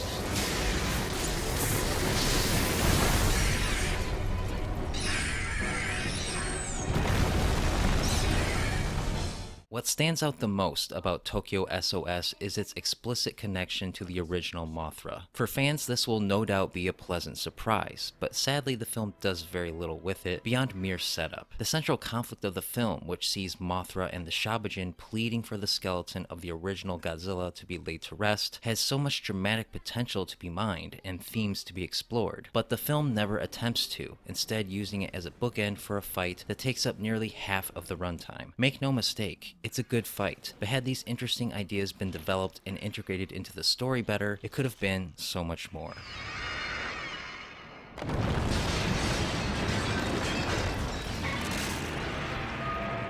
It's fortunate then that on their own, everything with the monsters is great. Tokyo S.O.S. sports some of the franchise's best action scenes and special effects. Mothra in particular looks better than she ever has before, looking very much like the classic Mothra, but updated slightly and made more beautiful with more fluid and lifelike movements. Kiryu and Godzilla remain unchanged, though Kiryu does have some new tricks up its sleeve. The battle between the three iconic kaiju is well shot and choreographed, and contains some great moments, but it does suffer from major pacing issues. Since the battle begins halfway through the film, it drags in certain places, grinding to a halt when Kiryu needs repairs, and all that's left is the two twin Mothra larvae to hold Godzilla off. It's very reminiscent of the original Mothra vs. Godzilla, showing once again how Tokyo S.O.S. relies on the past instead of coming up with anything original.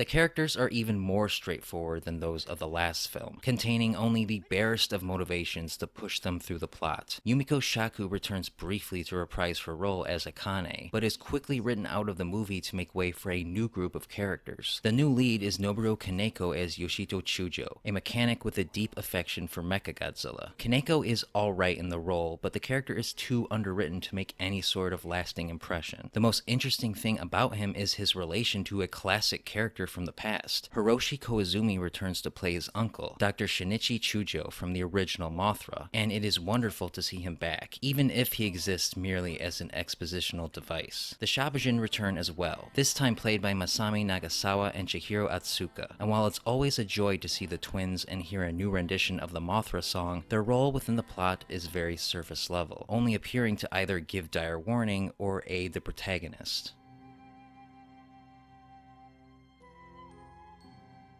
Also making a welcomed return is composer Michiru Oshima, whose musical compositions are still on point. Her Godzilla and Mechagodzilla themes continue to get your blood pumping, and this time they are accompanied by her new theme for Mothra, which feels distinctly different than previous themes while still retaining the feminine feel and essence of the character. Her music is a feast for the ears, and together with the consistently good special effects and impactful sound design, gives the film and its predecessor a tone unlike any other film in the franchise, one that makes up for many of their shortcomings.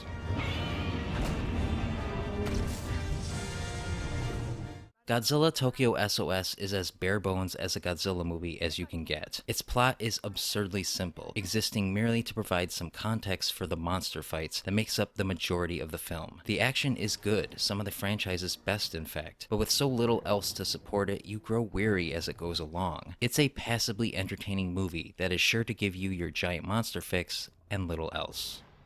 For more reviews and opinions on all things Godzilla, subscribe and stay tuned to Up From the Depths.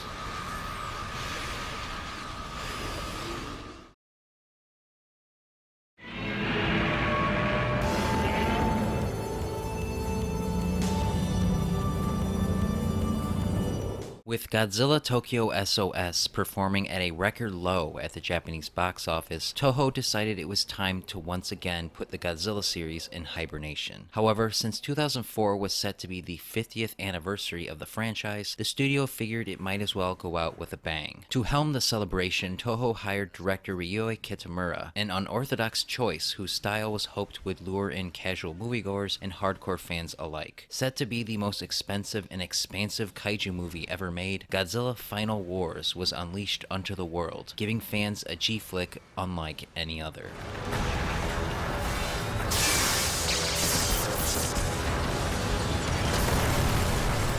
In a world routinely ravaged by monsters, the Earth Defense Force, led by a group of mutant humans with enhanced strength and agility, protect mankind from the destruction left in their wake. When all of the monsters suddenly begin attacking major cities across the globe, an advanced alien race calling themselves the Exilians comes to humanity's aid, promising peace and prosperity on a galactic scale. However, it is quickly revealed that the Exilians want to subjugate planet Earth for their own purposes, and with all the monsters under their control, mankind's last hope lies in their ultimate enemy, Godzilla.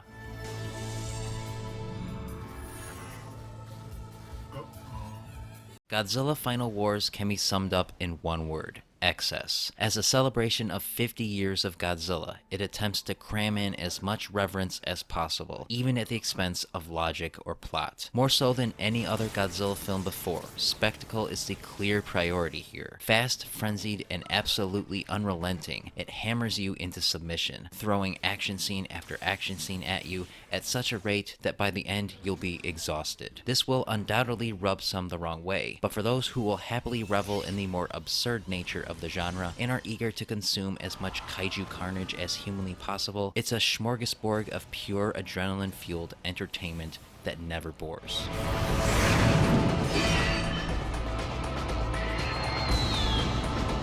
The story of Final Wars is nothing new, and is in fact very much a remake of Destroy All Monsters. What makes the movie stand out is the style of director Ryuhei Kitamura, who brings a distinctly more modern, Western sensibility to the franchise that could be argued makes it more palatable to the uninitiated. Gone is the classic setup, where monsters fight monsters while the humans can only stand by and watch. Here, the humans are as much in the fray as Godzilla is, allowing the film to cross-cut between the two in such a way that keeps you glued to your seat. Motorcycle chases, aerial dogfights, and over-the-top kung fu fill the runtime when the monsters aren't on screen. Together, these halves make for an experience with absolutely zero substance to it, the equivalent of a burger from your favorite fast food joint, and boy is it undeniably tasty.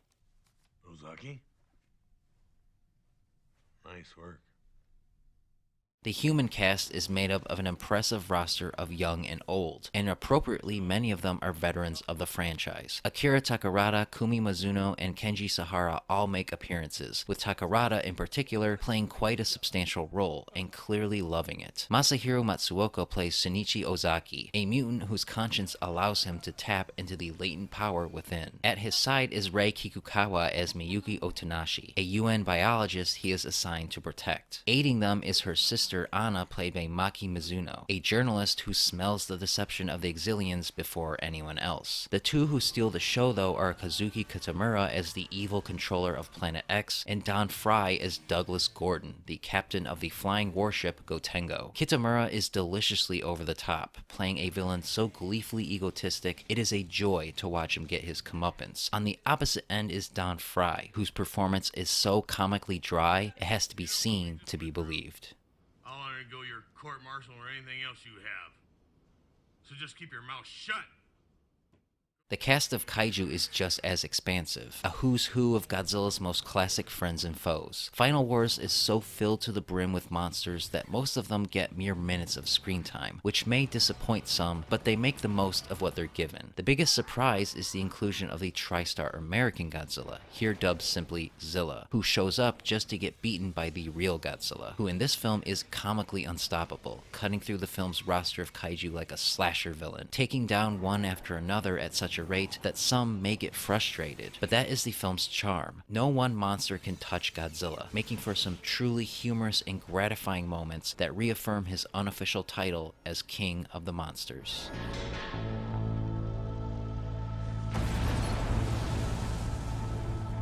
Final Wars benefits immensely by the increased budget, sporting some of the franchise's most eye-popping action scenes. The production value is a significant step up from prior entries, and the compositing of suitmation, model work, and computer effects is the best it's ever been, all of which further contributes to the film's immense scope. In fact, the film is so epic in scale that it often loses sight of its own narrative coherence. The story falls apart upon even the slightest of scrutiny, and certain characters and plot points are awkwardly crammed in not out of necessity but of obligation. Simply put, taken on its own, the film is a gigantic, sloppy, overblown mess.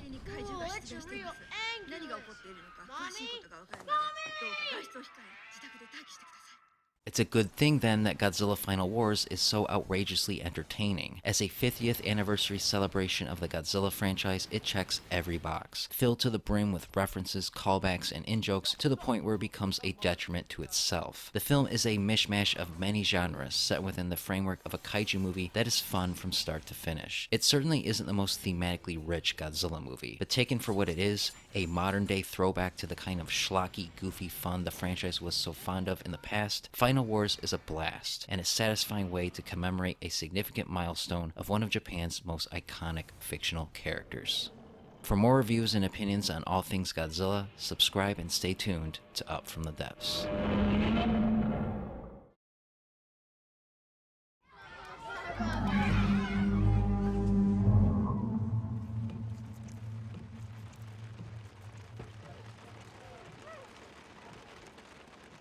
Despite all of Toho's efforts, Godzilla Final Wars severely underperformed at the box office, causing them to announce that the series would be placed on hold for at least 10 years. Soon after, though, Yoshimitsu Banno, the writer and director of 1971's Godzilla vs. Hedorah, acquired the rights from Toho and began shopping around his idea for a 3D Godzilla short film. Eventually, the idea grew into a feature-length film, and the rights to Godzilla found its way into the lap of Warner Brothers and Legendary Pictures, who announced their intention to reboot Godzilla into the modern era while remaining faithful to the concept of the character. To accomplish this, they hired Gareth Edwards, an independent filmmaker who had made a splash with a genre film of his own, to direct. And so, just in time for his 60th anniversary, a second American-produced Godzilla film smashed its way into theaters, once again simply titled Godzilla, with the hope that it would breathe new life into the now 60-year-old franchise.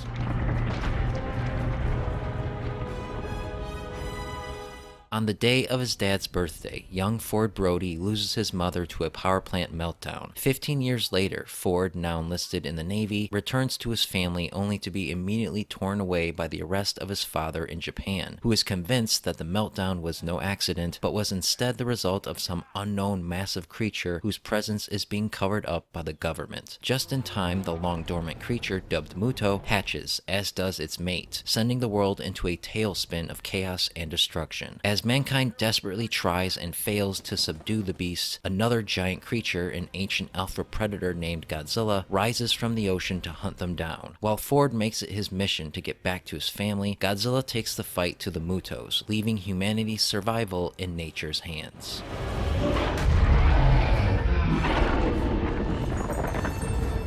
16 years after the US's first attempt to introduce Godzilla to mainstream Western audiences, Godzilla 2014 feels like an apology, a film that goes out of its way to get Godzilla right in all the ways the former got it wrong. Structurally, it is very much a classic Showa Era Godzilla film, where a monster appears to threaten the Earth and Godzilla arrives to stop it. However, devoid of the camp often associated with those films, and given a shiny new coat of paint only the American movie industry can afford, this formulaic and simple premise is given new life, injected with a sense of believability and realism that makes it immensely accessible for newcomers, while also being endearingly affectionate enough for older fans to appreciate. Sammy. Mommy, look. Dinosaurs.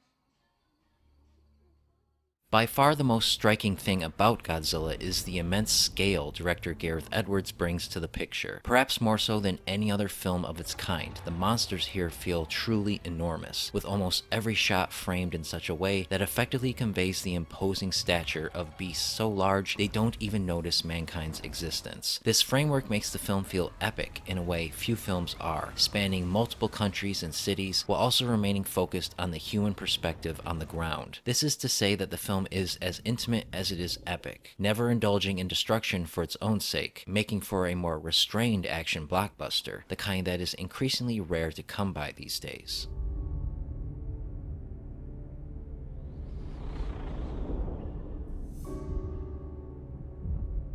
Indeed, it may come as a surprise to some just how long it takes for the mayhem to get going. The mystery of the Mutos is an intriguing setup, and made all the more effective by having it anchored in the context of a family whom they've torn apart. Aaron Taylor Johnson is better than people give him credit for as Ford Brody, a soldier trained by past trauma to keep his emotions in check and do his duty even in the face of monstrous odds. Elizabeth Olsen plays his wife, Elle, an equally dutiful mother tasked with protecting her son amidst the turmoil. She isn't given much to do, but Olsen is naturally sympathetic in the role. The always reliable Ken Watanabe brings the invaluable Japanese perspective as Dr. Ishiro Serizawa, the one person who sees Godzilla as the solution instead of the problem. Sally Hawkins, David Strathairn, and Juliette Binoche round out the cast, but it is Bryan Cranston who captures your attention as Ford's father, Joe Brody, a man trapped in the past by grief. His performance is unsurprisingly magnetic, making the story immediately engaging. Something killed my wife. And I have a right to know. Once the monsters are unleashed, however, Godzilla gets going and never stops, relishing in the art of tension and suspense. Every set piece builds upon the last until it reaches a crescendo made up of the kind of classic kaiju conflict the franchise has been known for. The film's first proper introduction of Godzilla, a 10-minute long sequence in Hawaii, is a masterclass of escalation meant to maximize its impact. The film is full of these types of sequences, and all of them are different in significant ways, adding tons of variety to the action. Aided by special effects so good you don't notice them, incredible sound design that perfectly sells the size of the monsters, and a pounding soundtrack by composer Alexander Desplat, Godzilla becomes the kind of action movie you use to show off your entertainment system.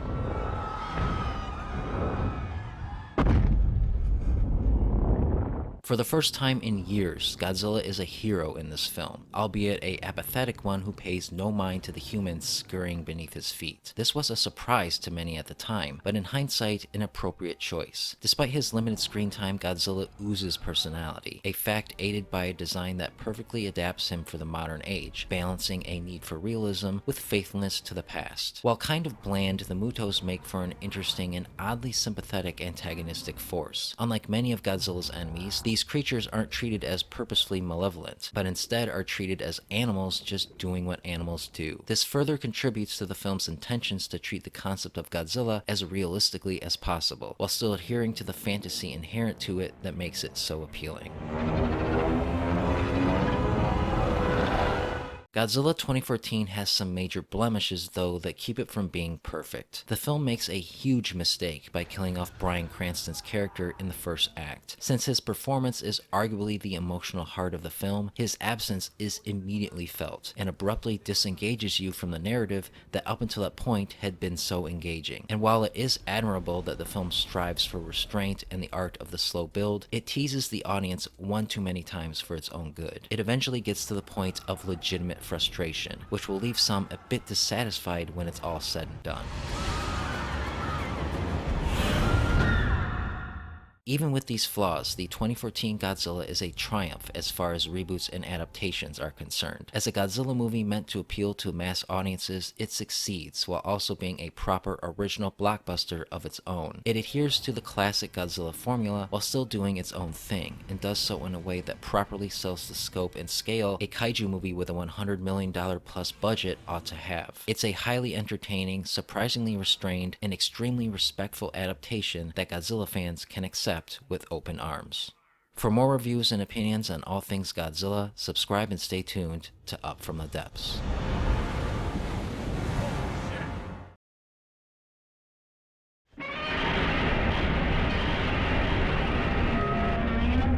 With the 2014 American Godzilla film proving to be both a critical and financial adrenaline shot for the franchise, Toho figured it was a good time to bring the monster home, and announced their plans to make a Godzilla film unlike any other. To do this, they sought out Hideaki Anno, a visionary creative force within the world of Japanese animation. A massive fan of Godzilla, Anno was given the freedom to write and direct alongside his friend and longtime collaborator Shinji Higuchi, and together the two hoped to create a film with as much social and political relevance as the original while making it their own. Simply titled Shin Godzilla, it would end up being one of the most striking and profound entries in the series. The discovery of a mysteriously deserted yacht coincides with the sightings of a massive creature in Tokyo Bay. As the horrifying monster begins making its way on land, leaving devastation in its wake, the Japanese government desperately scrambles to figure out a way to stop it. Constantly evolving to every strategy they employ, the fully formed creature, dubbed Godzilla, proves invincible, threatening the existence of all life on the planet. With little hope left, the world considers the use of atomic weapons on Japan, forcing the scrappy nation to come together and figure out an alternative solution before their worst nightmares are realized.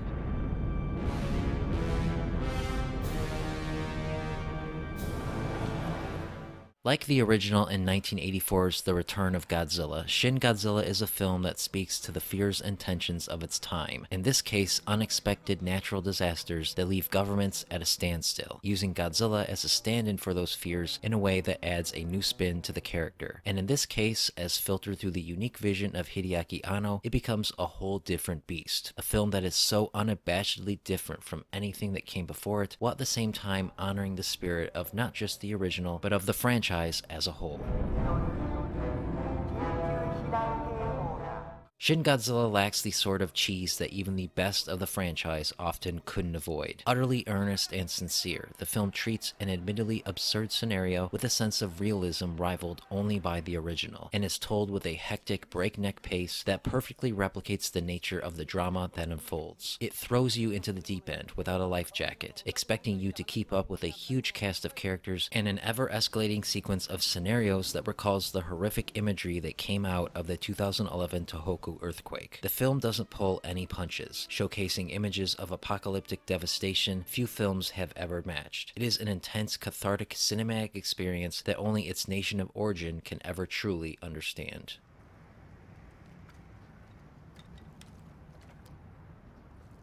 What elevates Shin Godzilla even more is that it balances this intensity with a biting satire that gives the film a sharp sense of wit. Armed with a pointed script, Anno mocks and parodies the Japanese government to great effect without ever devolving into outright caricature. The film's sprawling cast doesn't allow much depth, but every character, no matter how minor, has their quirk and is treated with a humanistic touch that allows you to empathize with them even as they make questionable decisions. Serving as the audience surrogate is Rando Yaguchi, played by Hiroki Hasegawa, a young, ambitious politician whose growing frustration with the old guard is rewarded with more responsibility as the situation with Godzilla grows more dire. Playing opposite him is Satomi Ishihara as Kyoko Ann Patterson, a lively and equally ambitious Japanese-American politician working as a liaison between the two nations. Together, these two work as the film's beating heart, and are surrounded by a quirky cast of characters too massive to account for completely here, though Ran Osugi must be singled out for his performance as Seijai Okochi, the well-meaning but clearly way in over his head Prime Minister of Japan, as does Yutaka Takenouchi as Hideki Akasaka, who brings a sense of dignity and poise to the role.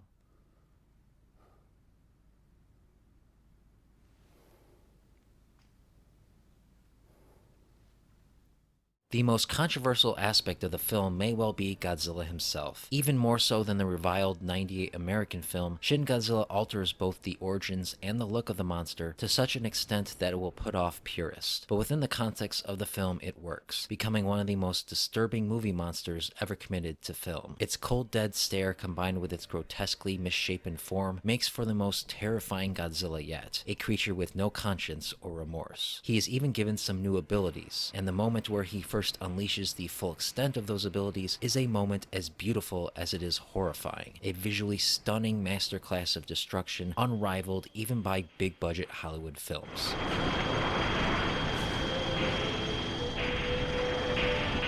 Technically, Shin Godzilla is a massive step forward for the franchise. It is the first Toho-produced Godzilla film not to use suitmation, instead using motion capture and CGI to bring him to life. And the results are surprisingly consistent, even flawless at times. The special effects in general are a significant improvement, combining traditional model work and computer graphics into one seamless whole that very rarely ever breaks immersion. Sound design makes intentional use of the old-school sound effects of the Showa Era films, and the music is a combination of classic Ifukube tracks and an original score by Shiro Sugisu, which is haunting and operatic and absolutely fantastic.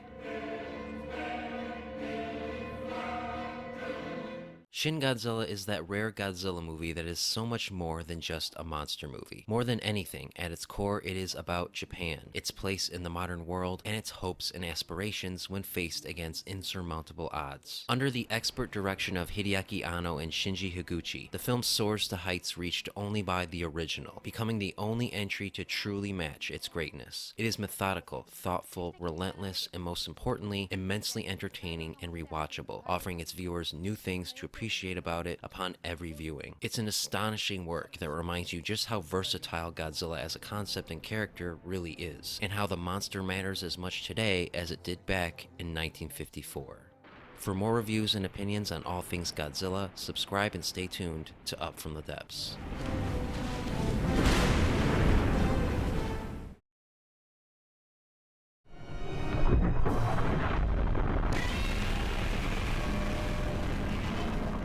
Shortly after Shin Godzilla dominated the Japanese box office, Toho announced that a Godzilla animated trilogy of films was officially in the works. Written by renowned novelist and anime screenwriter Gen Urobuchi, it was hoped that the limitless potential of animation would set the franchise free to do new and creative things and take it into even more bolder directions. And in another first for the series, all three films were set to be distributed internationally on Netflix shortly after their theatrical releases in Japan. It was the dawn of a new and exciting era for Godzilla, which makes it that much more unfortunate then that the first chapter, Planet of the Monsters, fails to live up to its possibilities.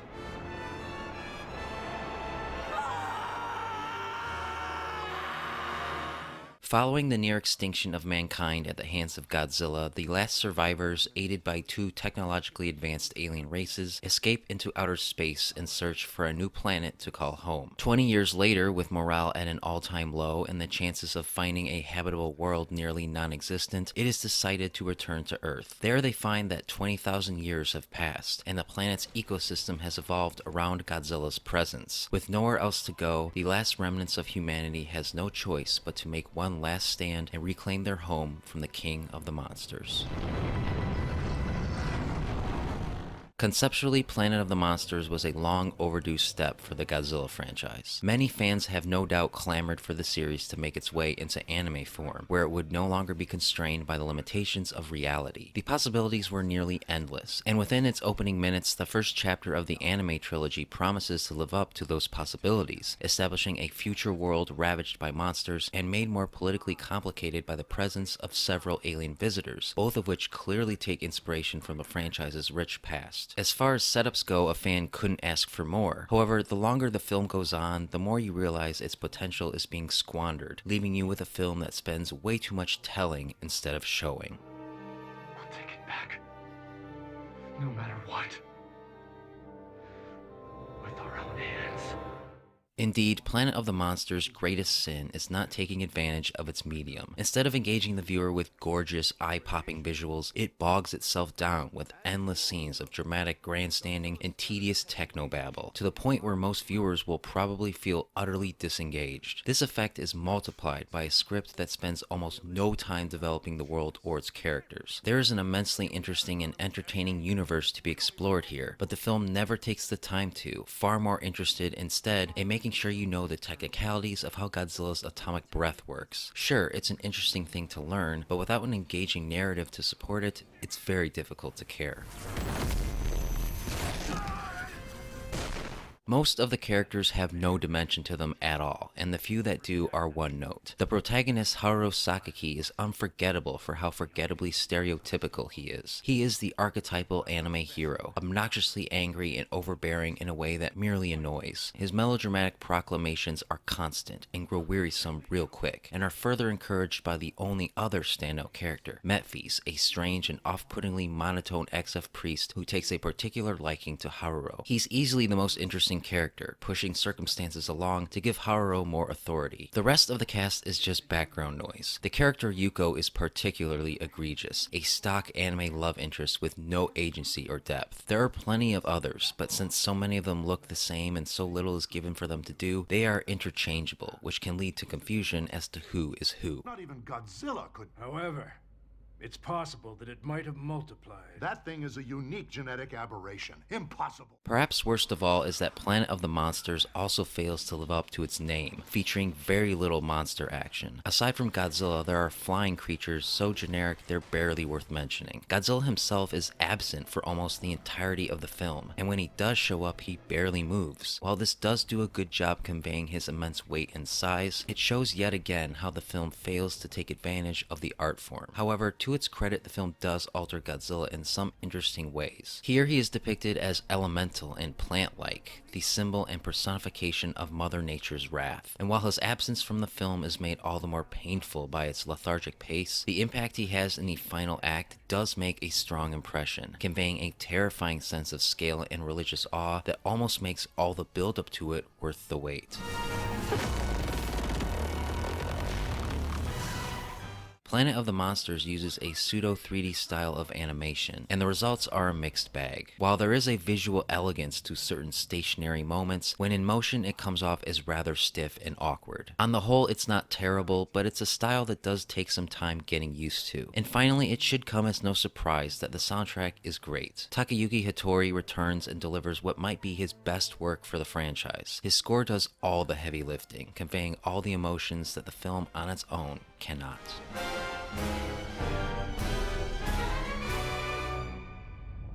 Godzilla Planet of the Monsters is a disappointing start to the anime trilogy, and a disappointing first foray into the world of animation. Despite a setup enriched with creative ideas, it gets bogged down with a narrative more concerned with the technicalities than in telling an emotionally involving story. Had the film at least delivered some visually stunning set pieces, this might be forgiven, but it fails even in that. There are some good moments, and it ends on a high note that leaves you curious as to what happens in the next film, but on its own, it's a dull watch that even the most dedicated of G fans will find a chore to get through. For more reviews and opinions on all things Godzilla, subscribe and stay tuned to Up From the Depths.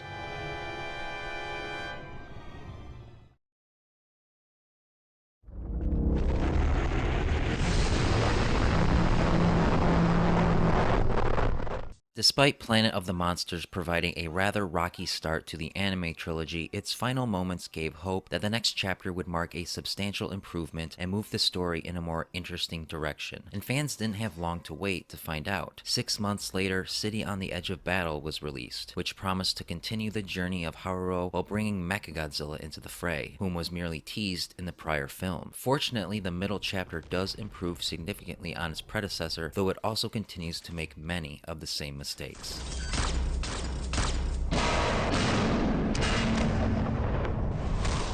Godzilla's devastating attack has left Haruo and the survivors stranded on Earth, where they are aided by a strange indigenous people calling themselves the Hotua. Through them, they discover that Mechagodzilla, thought lost, is still operational and has evolved into an entire city through its ever-expanding nanometal technology. With the now christened Mechagodzilla City now under their control, plans resume to kill Godzilla. But when the existential threat of the nanometal becomes more apparent, Haruo may have to choose between his goal of ridding humanity of Godzilla and humanity itself. The city will not only consume Godzilla, but everything else as well. Its propagation will not stop until it has consumed the entire Earth. There is no denying that City on the Edge of Battle is a better film than Planet of the Monsters. With all the setup out of the way, it finally feels like the story is beginning proper. And with the cast of characters reduced to a handful, individuals whom prior were lost in the shuffle now stand out and are given more to do. This is not to say that it is completely rid of the same issues that plagued the first chapter, far from it in fact. But with a clear mission and a better, more philosophically character-driven story, it doesn't drag or bore nearly as much. In fact, there are moments and plot developments that are quite inspired, if not still disappointing if you were expecting your typical kaiju action.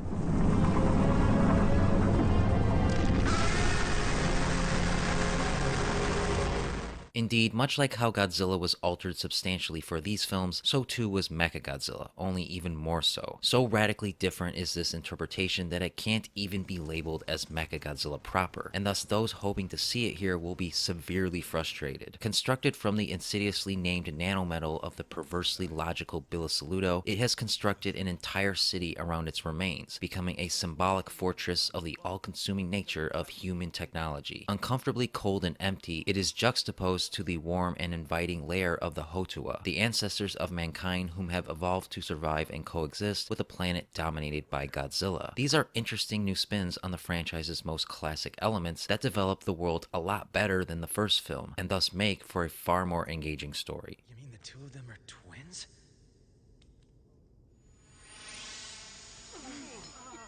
However, City on the Edge of Battle is still hampered by an over-reliance on scientific technobabble. While better balanced here, it still takes up too much of the runtime which could be better used to develop the characters more. Thankfully, the character who sees the most positive development is Haruo. No longer an obnoxious, angry anime boy, here he is more contemplative and self-reflective. While still obsessed with killing Godzilla, Haruo's more mellow approach makes him less overbearing, and thus more likable. Yuko is also given more to do, though she is still mostly relegated to love interest. The Exif and Biollante are both more clearly defined at this time, with the logic by all means approach of the latter becoming the main dramatic conflict that drives the final act. This gives the film's climax more meaning, even if it feels like a repeat of the last film.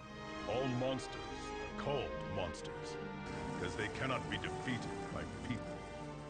City on the Edge of Battle continues with the same style of animation, and the strengths and weaknesses remain as well. There are shots and images of utter beauty, and the way in which the 3D is shaded and colored to resemble traditional 2D is both uniquely appealing and oddly distracting. It mostly works, but there are times when the human characters don't look or move quite right. What is flawless though is the sound design. Everything from the subtle clicking of a hologram to the thunderous movement of Godzilla has a heft to it that sells the believability of the world. The music by Takayuki Hattori is still just as good, and with better material to accompany it this time, it stands out all the more, even going so far as to throw in some 80s style techno synth to shake things up.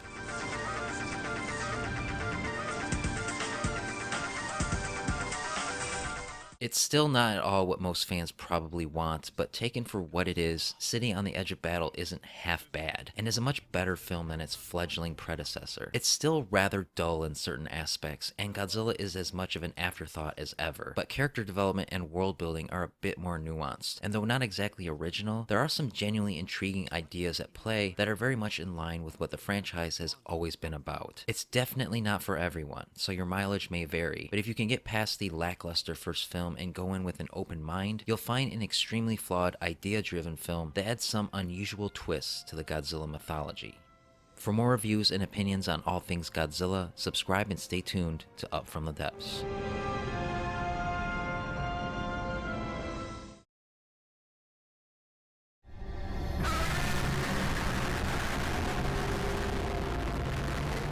City on the Edge of Battle was a nice step up from Planet of the Monsters, but was still dissatisfying in many respects. By now it was clear that the Godzilla anime wasn't going to be what many fans had hoped, but there was still a chance that it could all come together in a satisfying way that sheds new light on a story that up until that point had proven very divisive. And so the end of 2018 saw the release of the final chapter of the trilogy titled Godzilla the Planet Eater, which ends the controversial series on a high note.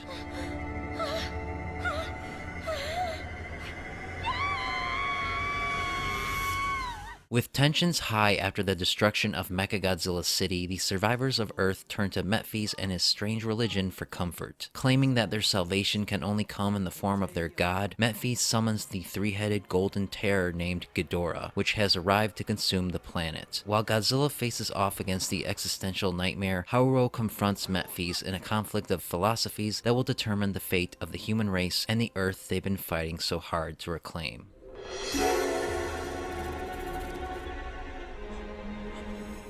For many reasons, Godzilla the Planet Eater is the most watchable film of the anime trilogy. Of the three films, it feels like it has the most at stake, and the overall themes and ideas that are driving the story feel more digestible and coherent. On top of that, it introduces new ideas that take the Godzilla mythology into even more interesting avenues, ones that the franchise had only toyed with prior. In the end, it all comes together in a way that, when taken with the preceding films, makes the entire journey greater than the sum of its parts. Will consume all that there is. The king of the void, not of this realm. Above all, what the Planet Eater has over the other films is the overwhelming sense of apocalyptic doom. Just like how Godzilla and Mechagodzilla were reinterpreted in radical ways, so too is King Ghidorah, and here it absolutely works. While it may be controversial to say, for perhaps the first time ever, Ghidorah lives up to the concept of an intergalactic planet destroyer. Its ability to traverse time and space is truly frightening, and the sheer cosmic horror of its being is conveyed in moments of genuine tension and suspense. The film takes it even further by having the Exif worship it in a cultish manner that is actually pretty unsettling. Together, these aspects give this Ghidorah a Lovecraftian edge that has always been inherent to the character, giving this film a real dramatic thrust that the other two films lacked.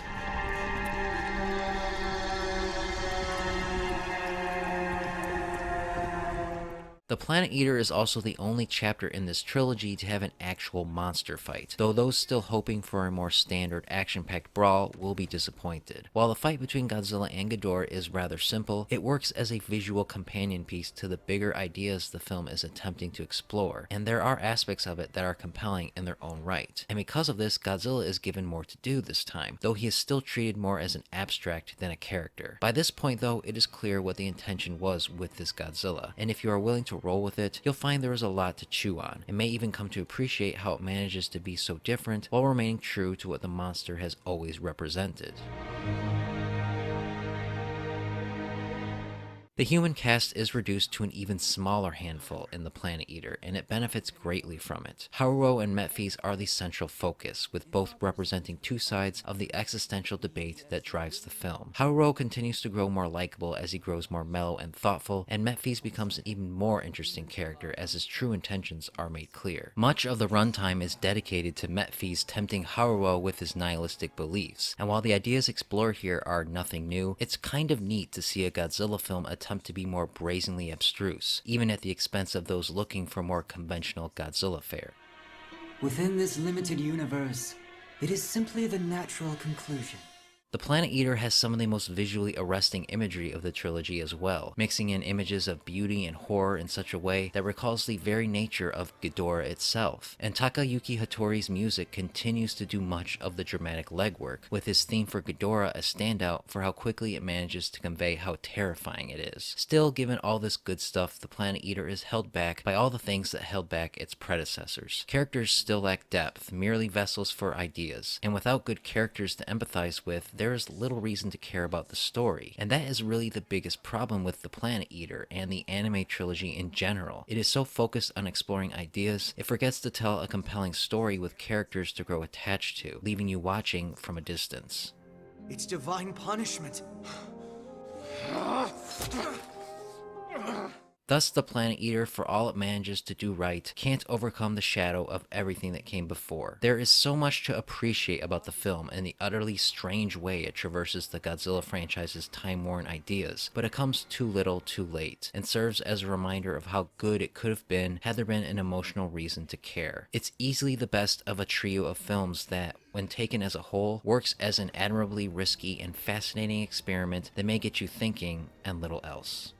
For more reviews and opinions on all things Godzilla, subscribe and stay tuned to Up From the Depths.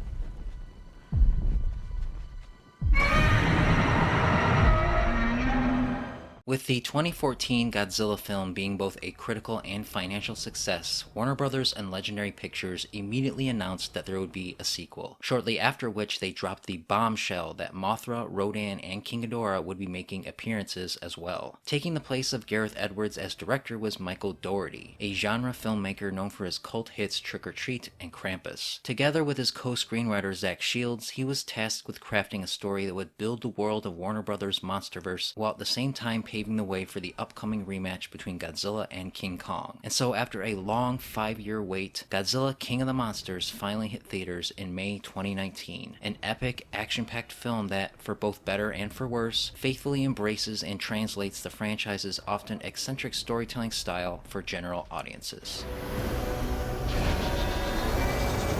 5 years after the presence of Godzilla and other titans have been revealed to the world, the monster hunting organization Monarch has discovered and contained numerous creatures across the globe. Following the completion of a device that allows humans to communicate with the titans, Dr. Emma Russell and her daughter Madison are kidnapped by eco-terrorist Alan Jonah, who begins freeing the titans to save the Earth from mankind's destructive actions. With the help of Madison's father Mark, Monarch sets out to stop him, but not before he awakens Mothra, Rodan, and worst of all, the ultimate alpha, King Ghidorah, who challenges Godzilla for supremacy of planet Earth.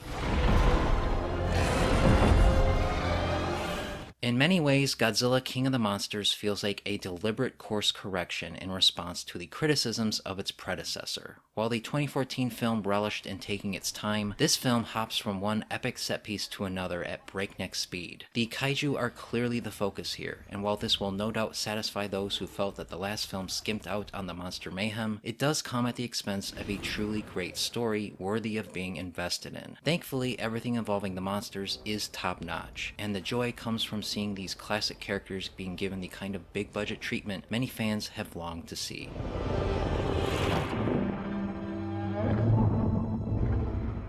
It must be stressed how well realized the creatures of King of the Monsters really are. Modern computer effects are used to bring Godzilla, Mothra, Rodan, and Ghidorah to life in ways they never have been before, imbuing them with nuanced behaviors and quirks that subtly develop their characters without anthropomorphizing them too much. All 4 Monstars are designed wonderfully and given their moments to shine, updated to fit within the tone and style of this series of films while still remaining remarkably faithful to the originals. And while the mythology and alliances are shifted somewhat, it's nothing Toho themselves haven't done before, and in this case are actually quite inspired, making these creatures feel fresh despite how old they actually are. The only downside is that much of the time the monsters are shrouded in darkness and weather effects, which works for dramatic and narrative purposes, but still, there are times when you wish things would clear up so you can get a better look at them.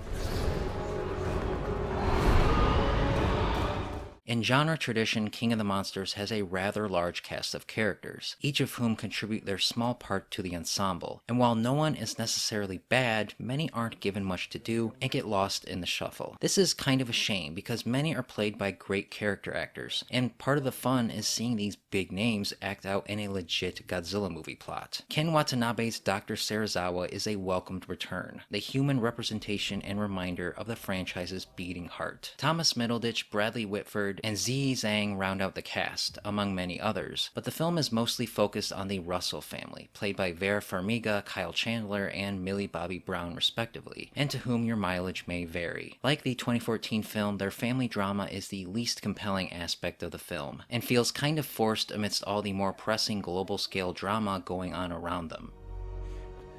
This won't bring him back to us. Chances are, though, you'll be too enthralled by the spectacle to be too bothered by the more cliched aspects of the story. King of the Monsters certainly isn't lacking in action, as rarely a scene goes by without a monster appearing on screen, and there are many moments that are likely to give fans goosebumps. Michael Dougherty's direction is fast and ferocious, and his screenplay plays it straight with a knowing wink to the audience, peppering in many homages and callbacks, some of which are thrown in with the subtlety of a hammer. Perhaps the best thing about the film, though, is the soundtrack by composer Bear McCreary. His original score is great in and of itself, but it's his reuse of the classic Godzilla and Mothra themes that are the icing on the cake, and are enough to make any fan squeal with joy.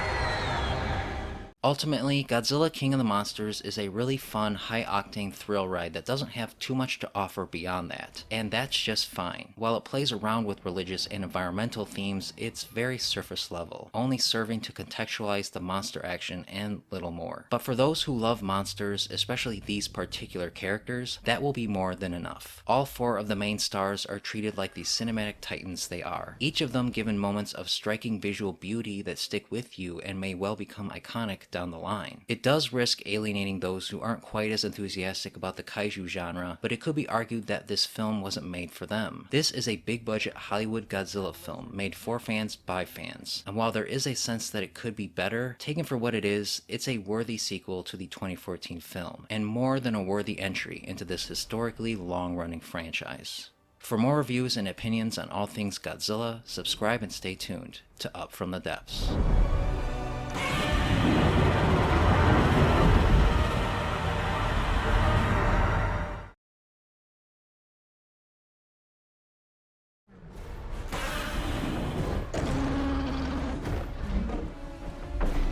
In the summer of 2014, Legendary Pictures announced the production of a new original King Kong movie, to be distributed by Universal Studios. However, seeing the success of the 2014 Godzilla film, maneuvers were made behind the scenes to move the Kong film from Universal to Warner Brothers, bringing the 2 franchises under one roof. Titled Kong Skull Island, the film, released in 2017, was revamped into a prequel that would become the first act of a multi-film universe that would bring the 2 iconic monsters together for the first time since the 1960s. And so after the release of another Godzilla film titled King of the Monsters in 2019, the stage was officially set for Godzilla vs. Kong, which after many delays was finally released in March of 2021, giving fans the rematch they've been clamoring for decades. 5 years after Godzilla saved the Earth from King Ghidorah, he suddenly attacks an Apex Cybernetics facility in Florida, seemingly declaring war on humanity. In response, head of Apex Walter Simmons recruits disgraced scientist Nathan Lind to head an expedition into the Hollow Earth to obtain an immensely powerful energy source that could be used to fight back. Dr. Lind requests Kong, now a captive on Skull Island under the supervision of Dr. Eileen Andrews, to be used to both escort and protect this expedition, believing the Hollow Earth to be his original home. Meanwhile, Madison Russell, having been saved by Godzilla in the past, believes him to be innocent, and recruits the help of a conspiracy podcaster and a high school friend to investigate further. However, as soon as Kong leaves Skull Island, an unusually angry Godzilla follows, triggering an ancient rivalry that could determine the fate of the world.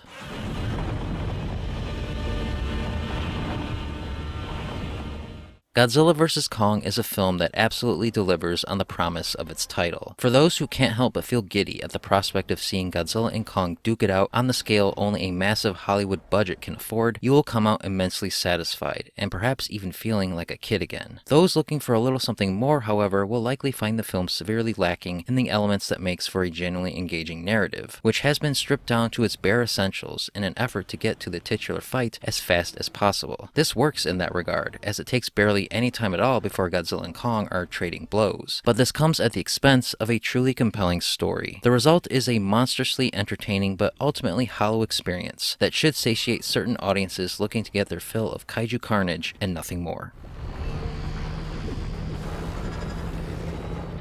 And get their thrill they will, because for all its myriad of issues, Godzilla vs. Kong gives the people what they want, namely a rock'em sock'em rumble between the 2 greatest monsters of cinema, and everything having to do with that is exquisitely done. All the monster action is clearly shot and beautifully choreographed, while still maintaining the sense of scale that is so important to making these movies feel huge. What also works to the film's benefit is its embrace of the absurd. This is an unabashedly silly movie, offering gorgeous visuals that relish in nothing but pure imagination, the kind that is sure to get kids' heads racing with possibilities, and so when viewed this way, it's hard to be too cynical about it.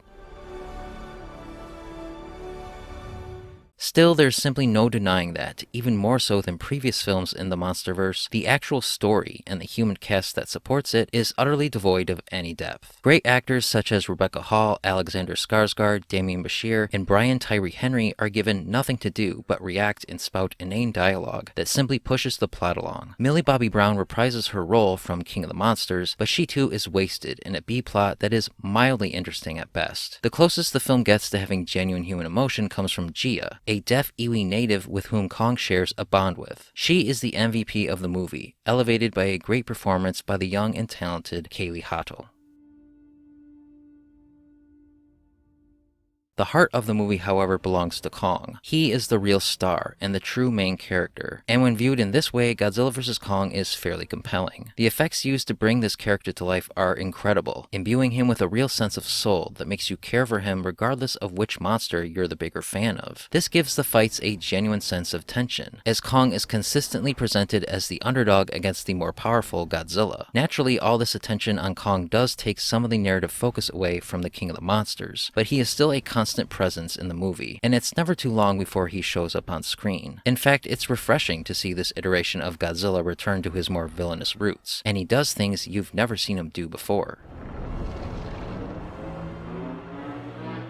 Ultimately, Godzilla vs. Kong is satisfying in the sense that it delivers on a rematch 60 years in the making, but also frustrating in that it doesn't offer much else beyond that. It has no pretensions beyond being pure spectacle of the highest order, which is both a strength and a weakness. It is incredibly fast-paced, never slowing down to let you dwell on anything too deeply, which has the odd effect of making the film feel less epic despite it having been designed to be a culmination of the prior films. It is mostly devoid of substance, though there is some interesting narrative stuff going on with the monsters if you look hard enough for it. Still though, there's no denying that when this movie fires, it fires on all cylinders, offering up some of the coolest visuals and most thrilling action of both monsters' respective franchises. They are the real stars, they have the most character, and so when they are on screen, which is often, the film is a blast that your inner child can't help but love, flaws and all. For more reviews and opinions on all things Godzilla and Kong, subscribe and stay tuned to Up From the Depths.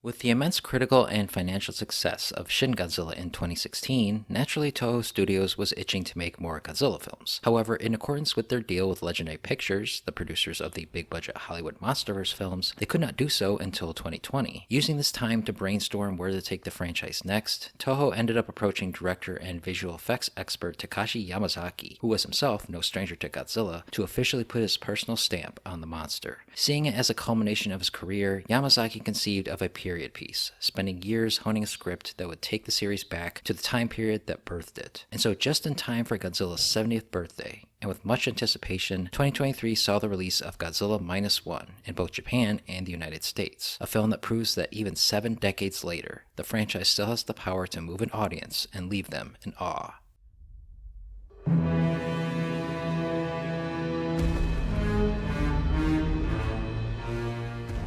Just as Japan sees defeat at the end of World War II, kamikaze pilot Koichi Shikishima flees from his duty and lands at a Japanese base established on Odo Island. That same night, a monster attacks suddenly and violently, leaving Koichi and one other as the sole survivors. Racked with guilt and shame, Koichi returns home to find his family and community decimated, but finds hope in the chance meeting with Noriko, a survivor looking after Akiko, an orphan baby she had rescued. The three move in together, and over the years establish a life together, with Koichi making a living as part of a ragtag crew of minesweepers tasked with cleaning the shores of Japan of leftover naval mines. But just as Koichi begins to believe he can move on from his guilt, Godzilla returns, enlarged and empowered by the atom bomb. With its sights set on Tokyo and a disempowered government unwilling to fight back, it's up to the everyday citizens and war veterans of Japan to come up with a plan to save their country from total annihilation.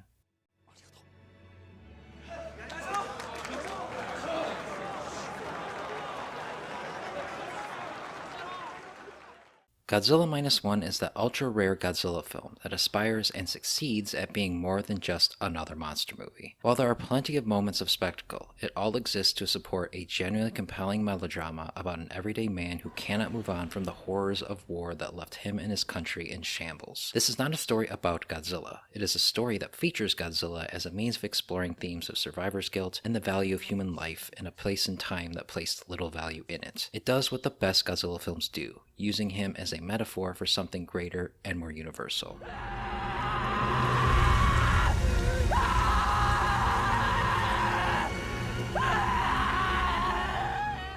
The film's greatest asset in this accomplishment is its cast of characters, which is small and full of charm and personality. Ryunosuke Kamiki as the tortured kamikaze pilot Koichi Shikishima brings the darkness to the film, while Minami Hamabe as Noriko brings the light. Together they are the heart of the film, making for an effective will-they-won't-they couple that you can relate to and root for. On the other hand, much of the fun of the film comes with the crew of the Minesweeper Shinsei Maru. Its three members, Yoji, Kenji, and Shiro, played by Kuranosuke Sasaki, Hidetaka Yoshioka, and Yuki Yamada respectively, all represent different perspectives of the film's themes and bring a sense of friendship and camaraderie to the story that culminates in a conclusion that will leave you fist pumping with a tear in your eye.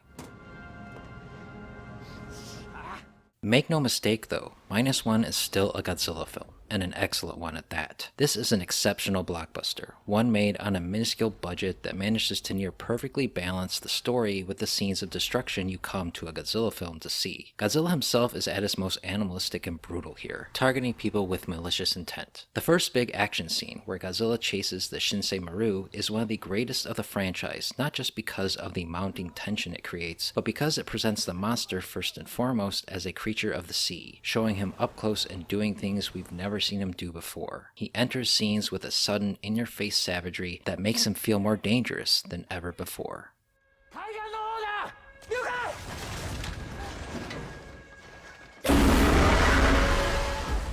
This threatening new Godzilla is of course made possible by the incredible special effects that bring the franchise to new award-winning heights. Godzilla has never looked better, never moved better, and never destroyed better. But it goes beyond just the title creature. The entire production is impressive, blending practical sets and digital effects together in a way that, while not always perfect, are at their worst always good enough that you are never taken out of the film. Sound design is also impeccable. The film knows how to use both noise and silence at appropriate moments to instill emotion in the audience. The original score by Naoki Sato is also very good, unrelenting when appropriate and swelling when needed. The film also employs some classic Ifukube tracks from Mothra vs. Godzilla and King Kong vs. Godzilla, along with, of course, the original Godzilla march. The result is a simple but effective score that blends the old with the new, and perfectly represents the film it's attached to.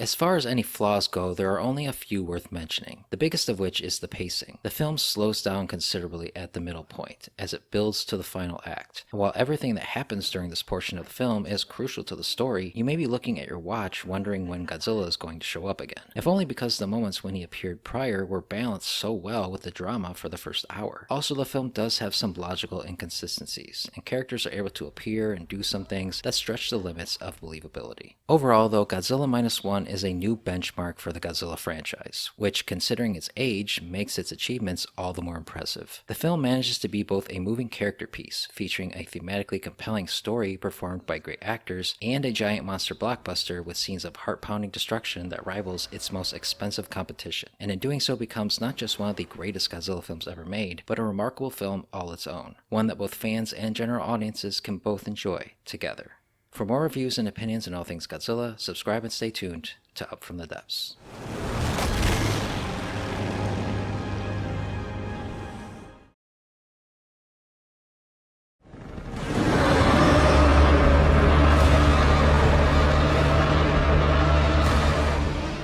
Following the relative success of Godzilla vs. Kong at the worldwide box office in 2021, a sequel was quickly greenlit, with Adam Wingard returning to direct, the first director of the Monsterverse to do so, signaling that this cinematic universe finally had a solid sense of direction after the financial disappointment of 2019's King of the Monsters. Also returning was some of the actors of GVK, including Rebecca Hall, Kaylee Hoddle, and Brian Tyree Henry, and so the stage was set for the amusingly titled Godzilla Kong: The New Empire, which sees the return of two two of cinema's biggest stars, this time for a team-up, and the result is one of the most absurdly amusing and surprisingly emotional modern kaiju films of the last 25 years. I think he loves it! Yeah? With the defeat of Mechagodzilla at the combined hands of Godzilla and Kong, both monsters establish themselves in different parts of the Earth, with Godzilla dominating the surface world, while Kong makes his home below in the Hollow Earth. The giant ape finds his home quite lonely, though, and spends his time searching for more of his kind. Everything changes when he explores deeper into Hollow Earth, where he encounters a young great ape, which coincides with a mysterious signal that causes Godzilla to begin charging up, as if he is preparing for another massive fight. Seeing the potential trouble brewing, Monarch sends a small team led by Kong expert Dr. Eileen Andrews to investigate, where they discover that another ancient evil is rising to reclaim the planet. Godzilla Kong: The New Empire is one of those types of monster movies that will appeal strictly to a certain type of person, namely those that love giant monsters for giant monsters' sake. Those looking for a human story that goes beyond the superficial will find the film nothing more than empty spectacle. But if you love monsters, and if you view them as actual characters worth following, then you will find that the film's spectacle is actually quite nourishing, not only for its own sake, which it absolutely is, but because it's all centered around a genuinely compelling story of Kong finding his place in a new world, in which along the way he makes some new allies and earns the title of king.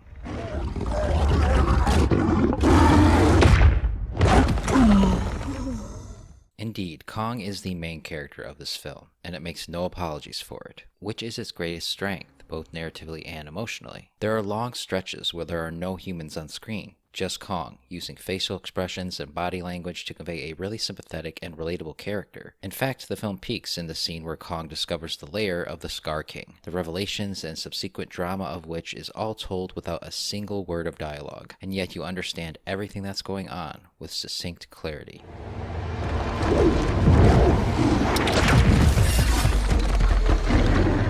But while this isn't Godzilla's story per se, that doesn't mean the monster doesn't have plenty of moments to shine. Yes, he isn't in the film nearly as much as Kong despite getting top billing, but every time he is on screen, it is very memorable, in a way that gets your blood pumping. Kong may provide the heart of the film, but Godzilla brings the mayhem, displaying acts of determination and amusingly unreasonable aggression that harkens back to his Heisei and Millennium eras. He is an anti-hero here, pure unrestrained rage and power, and you feel it every second you're watching him. His role in the film may be simple, but sometimes that's when the Monster King is at his best.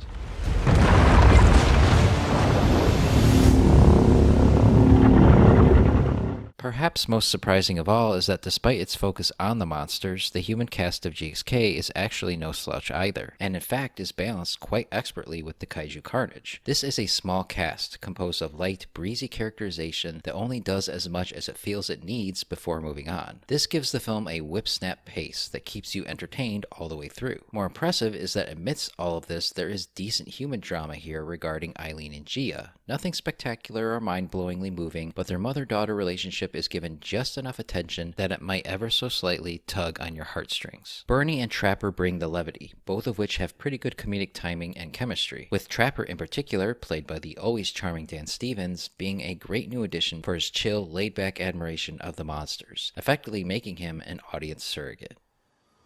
Maybe the Titans are here to remind us. I think that there is something seriously wrong with you. Of course, as good of a heartfelt popcorn flick GXK may be, it does suffer from the same issues as its predecessor, just less so. The script is pretty sloppy, and relies on a lot of narrative shorthand, massive exposition dumps, and illogical developments to push the story forward to get to the monster action it knows you're really here to see. One in particular is so egregious it comes out of nowhere, with no setup and every convenience it needs to make it happen. The villainous Scar King also feels underdeveloped because he is introduced very late into the film, which undercuts the sense of danger the film wants you to feel regarding him. Also, the score by Tom Hulkenberg remains rather unremarkable. Though bolstered partly by an 80s synthwave soundscape, most of it is standard big-budget Hollywood fare that doesn't stand out in any particular way.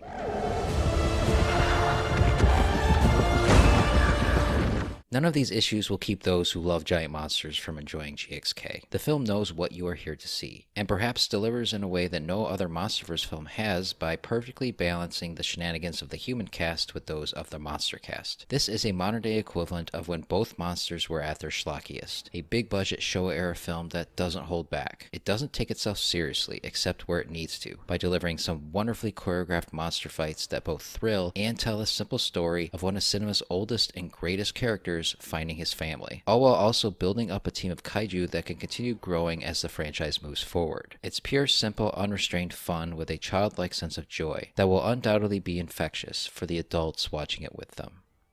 For more reviews and opinions on all things Godzilla and Kong, subscribe and stay tuned to Up From the Depths.